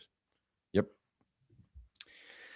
From B. Haskin again, want to give a huge shout out to Khalil, man. He gave this team everything he had, even when we didn't deserve it. If this was his last game, I couldn't be more thankful for him. I agree. Gonna miss him if it is. Yeah, one of my favorite Chargers I've ever watched. Whatever the future holds for him, I will miss him if was it, and hopefully he's back next year. Would love to see it. Yep. From Christian, would have been nice to capitalize while we had Minter. Yes, it would have. And here we are. For sure. From CJH, Herbert needs to say the word and Greg is gone. He's made comments on personnel before. But I don't remember it ever being a coordinator thing. I don't think he would have ever asked, Joe Lombardi to be fired. Yeah, fired, I don't know, but he is the only reason Shane Day is the quarterback's coach. I know that. So yeah. Mm-hmm. Because Shane Day has zero connections to this coaching staff. The schematic background Shane Day is from is very different. So Jim asked Justin who he wanted, and Justin said Shane Day, and it worked out. So he's vocal about some things, but I don't think he's the kind of guy to go in and be like, fire this guy, cut this guy. Like that's just not his style. Yep. From NSN, did not think we were going to win this game. I had ranked the Pats' third most difficult opponent based on lack of confidence in the offense. Fed up. Yeah, I didn't think they were pushovers either. I said that, I picked them to win, but I said I put $100 on the Patriots. Yeah. Next one here. From Jeff T. Magic, a lot of comments from him in our live streams usually. Harbaugh has no consistency on fourth down, worst red zone offense in the league and not taking points. Herbert needs to learn to throw the ball away. I think part of the inconsistency on fourth down, or just not being a team that goes for it, does show up because the Chargers went for it and it was kind of a weird mess, and Keenan maybe should have caught it or not, or was supposed to be behind him or the other guy. But they just don't go for it enough. And then you go see, and the red zone offense sucks. And then the Patriots, I think on the next drive, go for it on fourth down. They have this weird wonky trick play on third down. Doesn't work. Fourth down, right to the out. And they just knew exactly what they needed because that's in their identities. They nailed it because that's just what they do. Yeah. The sequencing of the fourth down calls is frustrating. But yeah. Next one from Bolt Boy Tommy. What did you hear from the players? Maybe in reference to the staff thing. No, I think this is in relation to what you said, that you've heard certain things about the staff from the players. Oh, sure. Some people are like more than others. How about that? Yeah. That's not something we will share, I think, ever. But yeah. Next one here. From Steven Nava, 16-10 probably saves Roman's job.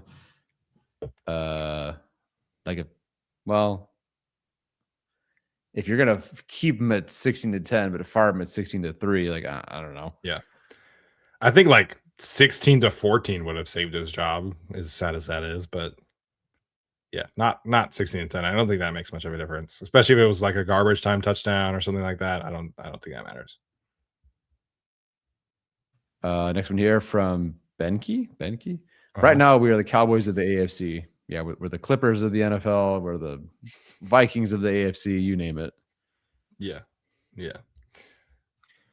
From Kyle Loomis. Try being a fan since 1994. Trust me, watching Deion Sanders play both ways in a Super Bowl was the ultimate WTF. I did not know that. I was born in 1994, so I don't know. John Anderson with a simple super sticker here. So we'll get to the next one from Mario. From Mario, what's going on, fellas? My friend and I are trying to do Chargers content and podcasts like you guys. Any tips to getting started? P.S. I'm a teacher as well. My kids are going to take the piss tomorrow. Okay. Sorry in advance. I totally get it. Tips to getting started. I would find what works for you and the angle that you want to approach this with. If you are if you more analytics perspective or more entertainment or humor, I don't know, whatever your angle is, go for that. Be uniquely you. Don't try to be like us or anybody else. Be you. Be honest. Learn to deal with the criticism. That just comes with experience, and spend money up front. Spend money up front. And if you can, and if you have time, listen to yourself, watch yourself, keep improving. Look back on our old videos. No, thank you. Even this setup with nothing behind me is better. Yeah, looking back at how we launched the YouTube channel, I definitely wish we would have spent more time and energy and money on things at that point.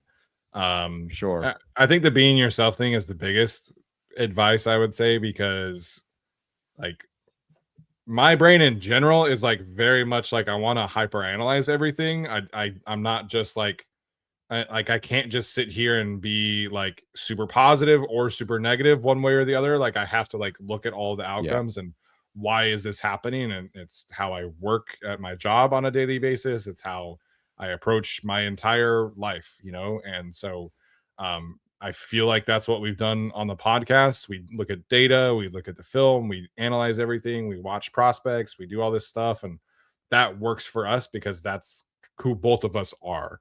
So if that's how you are, then be that way. If you want to be 100% positive, great. There are some very successful podcasts out there that do that. If you want to be super negative, I kind of wouldn't advise that personally, but there are other podcasts out there who do that also. If you want to be a short-term media kind of person, there are some great Instagram and YouTube short people out there that are doing wonderful things. So just pick a lane, and I would say stay in that. And then as you kind of evolve, then you can kind of figure out what works best for you and what doesn't. So I don't know if you're still in the chat, but hopefully that helps. Yeah. So send us a DM on Twitter if you can, and ask any questions. Yeah, for sure. If you have any questions about YouTube setups or microphones or whatever, definitely we can send some stuff. So feel free to reach out. Next one here. From Carlos says, man, sucks we can't defend 10 this offseason. We just got to take it. Thank you guys for the year, though. At least we're suffering together. Hashtag Harbaugh, please fire your friend. Yeah, very rolls off the tongue there, that hashtag. Yeah, can't defend him. From Adionda, Greg Roman had 2 weeks to scheme a game. Yes, did a poor job against the Broncos and then a really bad job against the Patriots after doing a bad job against the Texans. Yeah, same kind of thing next year, Merlin. Yep. Merlin, same thing. Roman plus another team. That'd be great if you could get to another team. But yes, I agree that it doesn't help the Chargers. Nice. From T-Poor, you guys are the best. Your show has been my most watched anything this year. It has made being a fan much more fun and makes the pain manageable. I am glad that we can do any of that for you guys. That is, it sucks that we have to do this, but I'm glad we could. Yeah, the constant therapy sessions are fun, but I wish they didn't have to happen as often. But thank you, T-Poor, for jumping in here. Yes. From Christopher, thank you, Gak, for all your hard work this year. Herbert needs to threaten Harbaugh that Herbo will retire. Herbert needs to threaten Harbaugh that Herbo will retire if he isn't going to fire Roman. Oh, Ben Herbert needs to threaten Jim Harbaugh. I don't know. I think he's saying that Justin Herbert needs to threaten Harbaugh that Justin Herbert will retire if he isn't going to fire Roman. Somebody needs to fire Greg Roman. How about that? From Rid U9G, I love Keenan, but guy looked like Bud Dupree today. Time to go, brother. Probably the same pass rush win rate. From ACS D25, I don't know if I want Keenan back next season. His age started to show in the second half of the season, and it felt like the offense structure was catered more towards him than Ladd when both were on the field. I think I agree, definitely on third down, and it's part of Steven's reservations about the signing. Yeah. I think there's a world where you can keep Keenan next year and he can still be effective, but I just think in general, like how much more valuable were Ladd's targets last year versus Keenan's targets this year is like my main thing that I would talk about. Whereas, we saw Ladd McConkey, he had a good game against Dallas, but 3 of his last 4 games, he had 3 targets, 2 targets, 2 targets. And a lot of that is because Keenan gets every third down scheme, and if Keenan's not winning, they don't have any other answers, and it's not really how I want to build an offense in 2025. As much as I love Keenan and he's great, and I supported him coming back to a certain extent, he can't be back at the expense of Vlad and Trey Harris developing. Like it's got to be kind of more of a balanced situation next year if he is back. Yeah. Yeah. We know more about Trey Harris now and Gadsden for what it's worth. Move on. Yeah. From Case Wilson, thank you for your work you put in this season. We'll be back. We will all be back. We'll be here on Tuesday. Yes, we'll be here on Tuesday. From Go Pishu. Love what you guys do for podcasts no matter what. Can only hope the obvious gets changed, but who knows, like last year. Solemn day at work tomorrow. Thankfully, a short one for me. Yes. From some guy, he's back here with a $20 super chat. Ortiz is going to have to earn his money this offseason. Going to be tough to balance everything we need to do in free agency and bring back the core. Yes, they have less money than it seems. Yeah, they have a lot of free agents. And again, if some of those free agents want to follow Minter, then that changes things. But Odafe is going to cost a lot of money. Klumac is going to cost a lot of money. Thule's extension is going to cost money, et cetera, et cetera. If you bring back Zion Johnson, which I don't know, I got to watch tape on that first, but all these things cost money. So yeah, they have opportunities to create some more, but we'll see.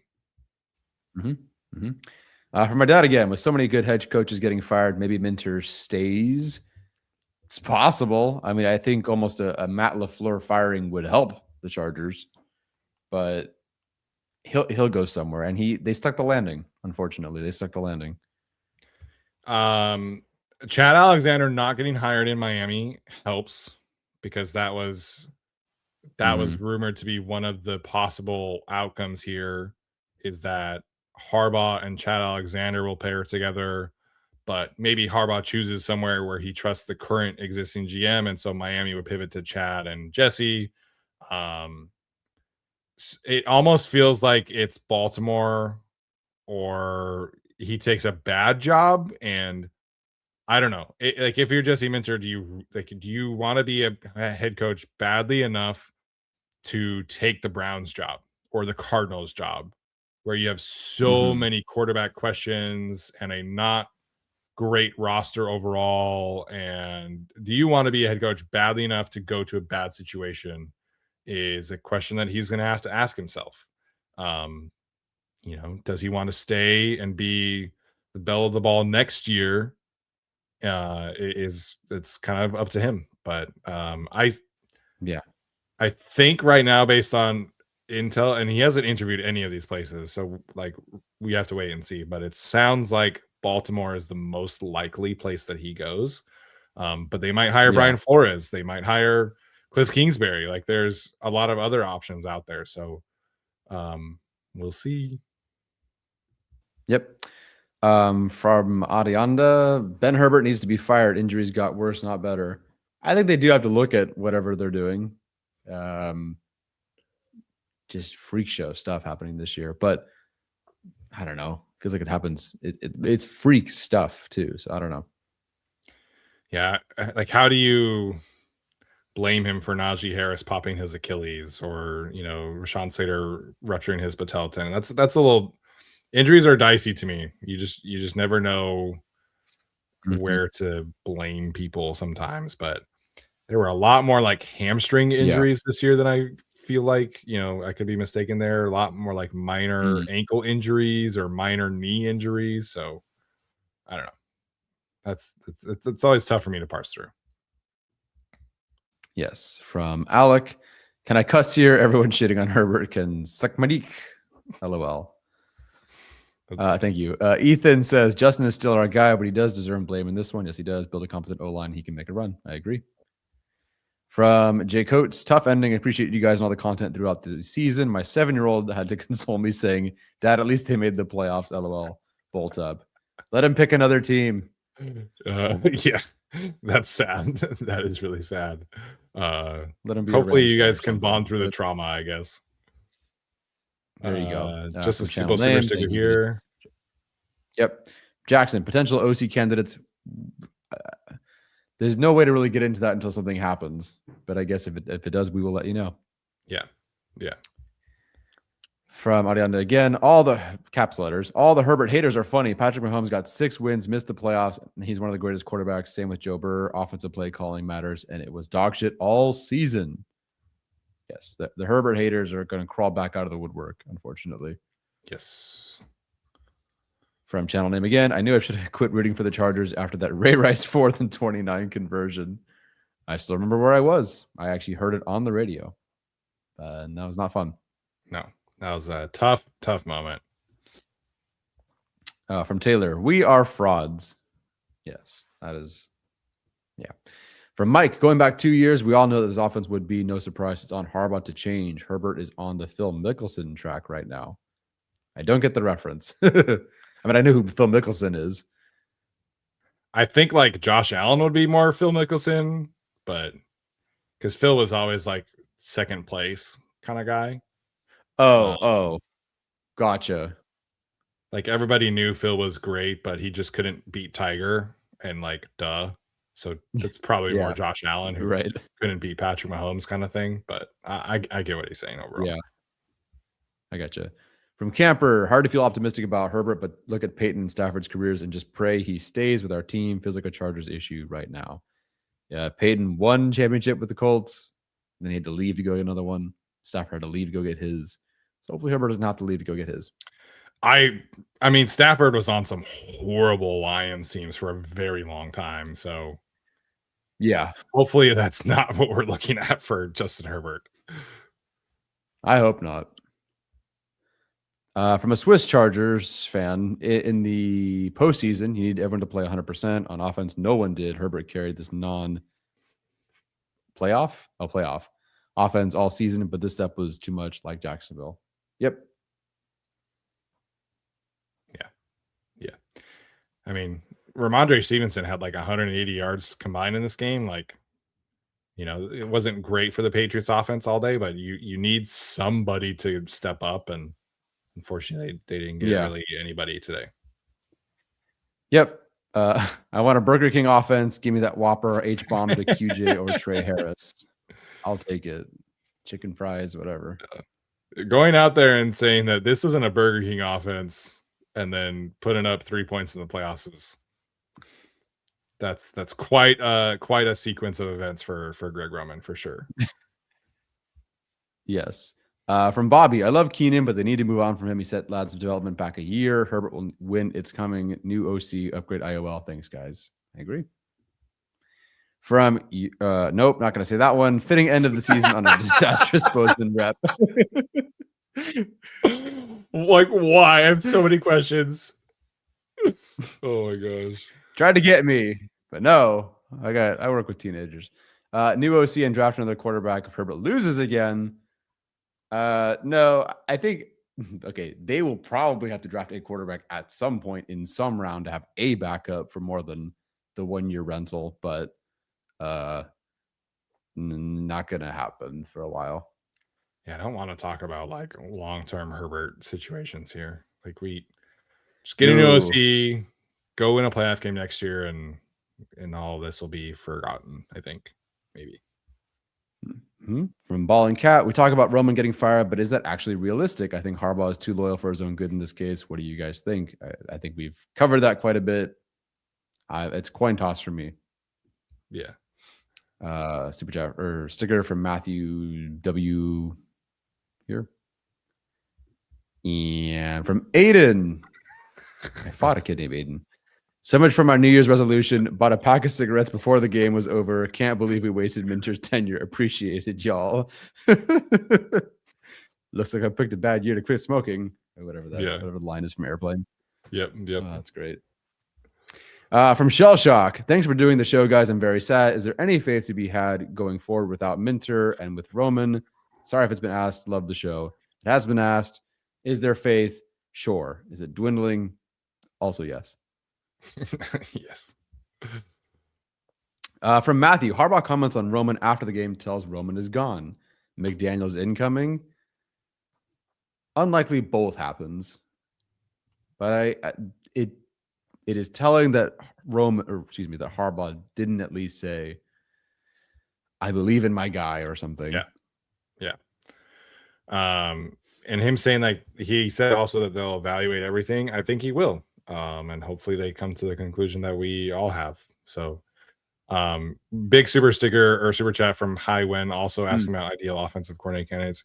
We just haven't done like any research into this, and so I don't want to talk too early about ideal offensive coordinator candidates. So we really appreciate the super chats asking about this, but we'll have a show about it if they fire him, and you bet your ass we'll have multiple coaching candidates on there and talk about them. Mm-hmm.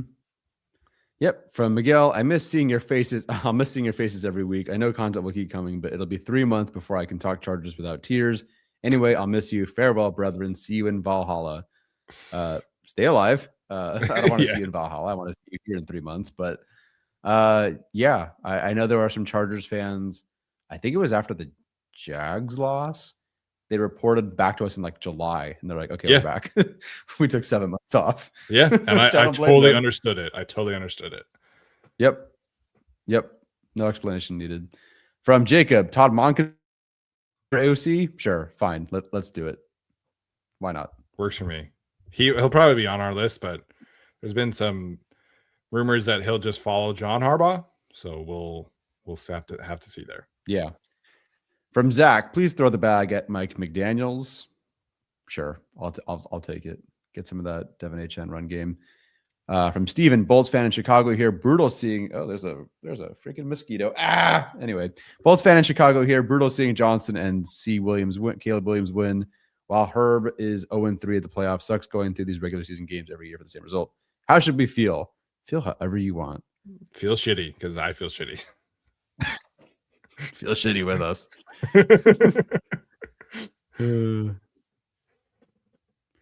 From Chris, so I was reading another comment. Peyton Manning was 0-3 in the playoffs until he got a better play caller. Yeah. From Marudo, thanks for all the content this season. Looking forward to draft coverage and hopefully OC prospects as well. The players deserve better. I hope Mac gives it another year, but with a serious team. That's fair. I think he would consider. I mean, again, the Rams, just same stadium. Yeah. From So Distilled, need speed at wide receiver, QJ slow, no cover, 0 punishments. I definitely think not that you can find him so easily, but a Jameson Williams type would be fun. Yeah, I mean, they're not slow at receiver. Like Quentin is plenty fast to get past people. Like he got past Christian Gonzalez. He got past Derek Stingley on tape against the Texans. Like he's plenty fast. Ladd's a 4.3 guy. Keandre's a 4.3 guy. Trey Harris is plenty fast. Like I don't think they lack speed. I think they just lack a play caller to properly use that speed. Also that. From Smiley, gotcha. Sad to end the season. We appreciate the two of you and the great content. Best is yet to come with Harbaugh as coach. I think so. I mean, they have not won a playoff game yet, which already puts him behind Mike McCoy and Anthony Lynn, but I think they'll get better. From High Marks, can we talk about the great game Minter called? The play where Tart dropped back to slow down the tight end was also hilarious. That was good. Yeah, great Minter game. Great. Just great rush. Everybody was great on defense. They were ready to go. Yeah. Yep. From Carlos, won some money on Bills and Bears. I'm going to share the wealth. Thank you very much. Nice Not job. Chargers Good choices there. Well done. Thank you. From Athletic Intern, looking forward to the offseason with you guys. As long as my GOAT Josh Harris is around, so will I. Bolt up and War Eagle. Nice. He's got one more year, I think. Yes, Josh Harris is under contract again. If he's not, I'm pretty sure he is, but if he's not, he should be brought back as long as he wants to continue playing. So we'll see what happens there. Yep. From Jack Foley, appreciate you guys. Roman sucks. God bless FTR. What a list of things. Yes. Roman sucks. God bless. Fuck the Raiders. There you go. That's our slogan now. Not get the charge anymore. Roman sucks. God bless FDR. Perfect. Shout out Jack. Man. Jack's a good friend. Been golfing with him a couple of Yes. times down in LA. So appreciate him jumping in here tonight. Love it. From Landon. Glad I caught a live. Got off of work and I'm going to go home and just be sad. Love you guys. Can't wait to watch the Justin Herbert getting sacked with sad music videos. Least favorite Star Wars movie. Oh, for us, least favorite Star Wars movie. Rise of Skywalker. Rise of Skywalker, easily. It's not even remotely close. That movie was so horrible. Like The Last Jedi, like there are certain complaints I can understand, but it's still like at least an entertaining movie. Rise of Skywalker was just like legitimately one of the worst movies I've ever seen in the theater before. Yeah, not a Raylo shipper over here. No, not at all. From Ryan, I know Herbert is a quiet leader, but do you have any concerns that he looks checked out and sitting alone on the sidelines when things are tough? Seems to be what the broadcasts show. I feel like he's normally more of like a stand up and like at least like clap kind of guy. But if I don't know, I think he's just in so much pain. Like he's probably just resting. Yeah. And he's almost always next to a coach and the backup. So I don't really ever see him alone. I could be wrong there, but yeah, I don't know. Yeah. From Rick, shout out the people in the Discord. Y'all wild and fun. It is a fun Discord. It is, for better or worse. Yes, for better or worse. From Putts and Bolts, at least Lombardi called a goddamn screen pass. Oh, yeah. Yeah, he would call screen passes. Herbert would, generally speaking, be protected. Yeah. Quick game would be a thing, and that would have been very helpful this season. Oh, yeah. From Robert, spend $100 million in cap to launch Greg Roman and Postman into the sun. Sure. From Ron Silverado, late to the chat, but what was the deal with Hampton tonight? Just not healthy and re-injured and not ready to go. I think playing him tonight was a mistake, but yeah, it is what it is. Yeah. From Clinton, thanks for the hard work all season. Was frustrated by the negativity at points, but after this game, that just seems like realism. Offensive scheme should be an edge, not a liability. Even our run game is ineffective. Sad.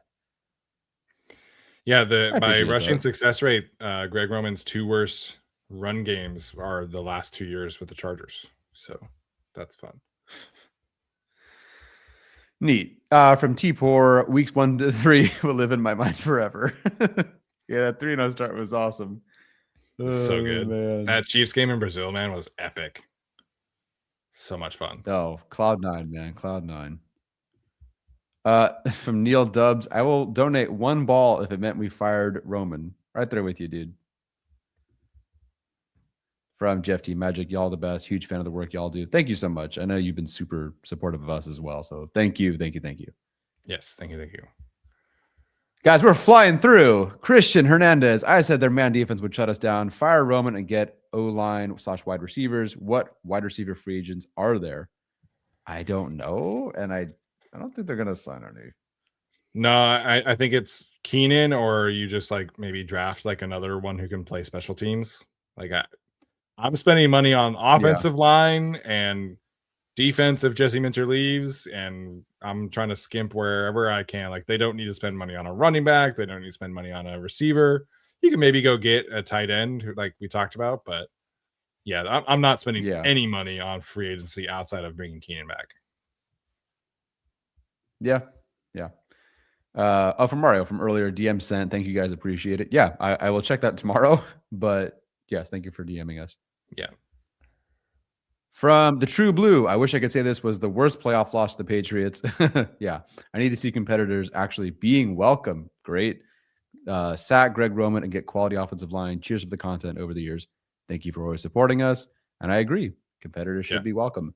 They were on defense. It's pretty good.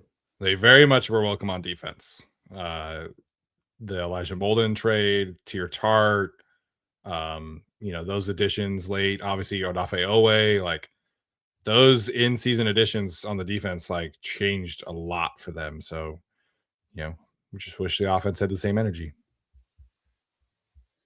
Yep. From Remigio, do you think Herbert still needs an elite playmaker? I mean, I think it wouldn't hurt, obviously, if you could somehow land your way. Like if Igbuka had fallen, not that it was a clean fit, but like if he had fallen, that'd be cool to have something like that. But I don't know if he needs an elite playmaker. I just think he needs a line. Yeah, the line first. I really still believe in the ceilings of Vlad, and I think Omari Hampton to me showed me enough that there's an elite running back in there. Gadsden had that like month stretch where he was like 400 yards or whatever it was. Like there's a lot of potential in here. Trey Harris was extremely efficient with his targets. Had 1 target to start the game and then like 0 after that, which is a whole other thing from this game. So there's a lot of potential in this room. Like obviously I'm never going to say no to like Justin Jefferson if he became available or whatever, but yeah, I think the problems with this offense are offensive line related and play caller related, not playmaking related. Yeah. From Riley, just watched Justin at the podium. Looks/sounds broken. I have not listened to it, obviously, because we're still here. I don't know if I want to. Yeah, I don't know if I'll. Maybe tomorrow, but not tonight. I gotta edit this podcast after this. We've been here for 2 hours and 20 minutes already. Good Lord. Yeah. Last one here, as far as I can tell, from Rock Pops. Why do you think Greg Roman dislikes the screen game so much, especially with an offensive line that struggles so much at pass pro? Vidal could be quite good in that area. No, I don't know. Vidal I and don't have Hampton. Yeah. I honestly don't know. Like if you go back and look at his Ravens stuff, they very rarely ever called screens then. He called more screens this year than last year to the running backs at least.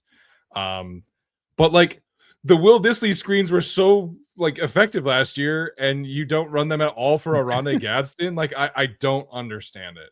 I just don't understand like where the fun play calls went from last year.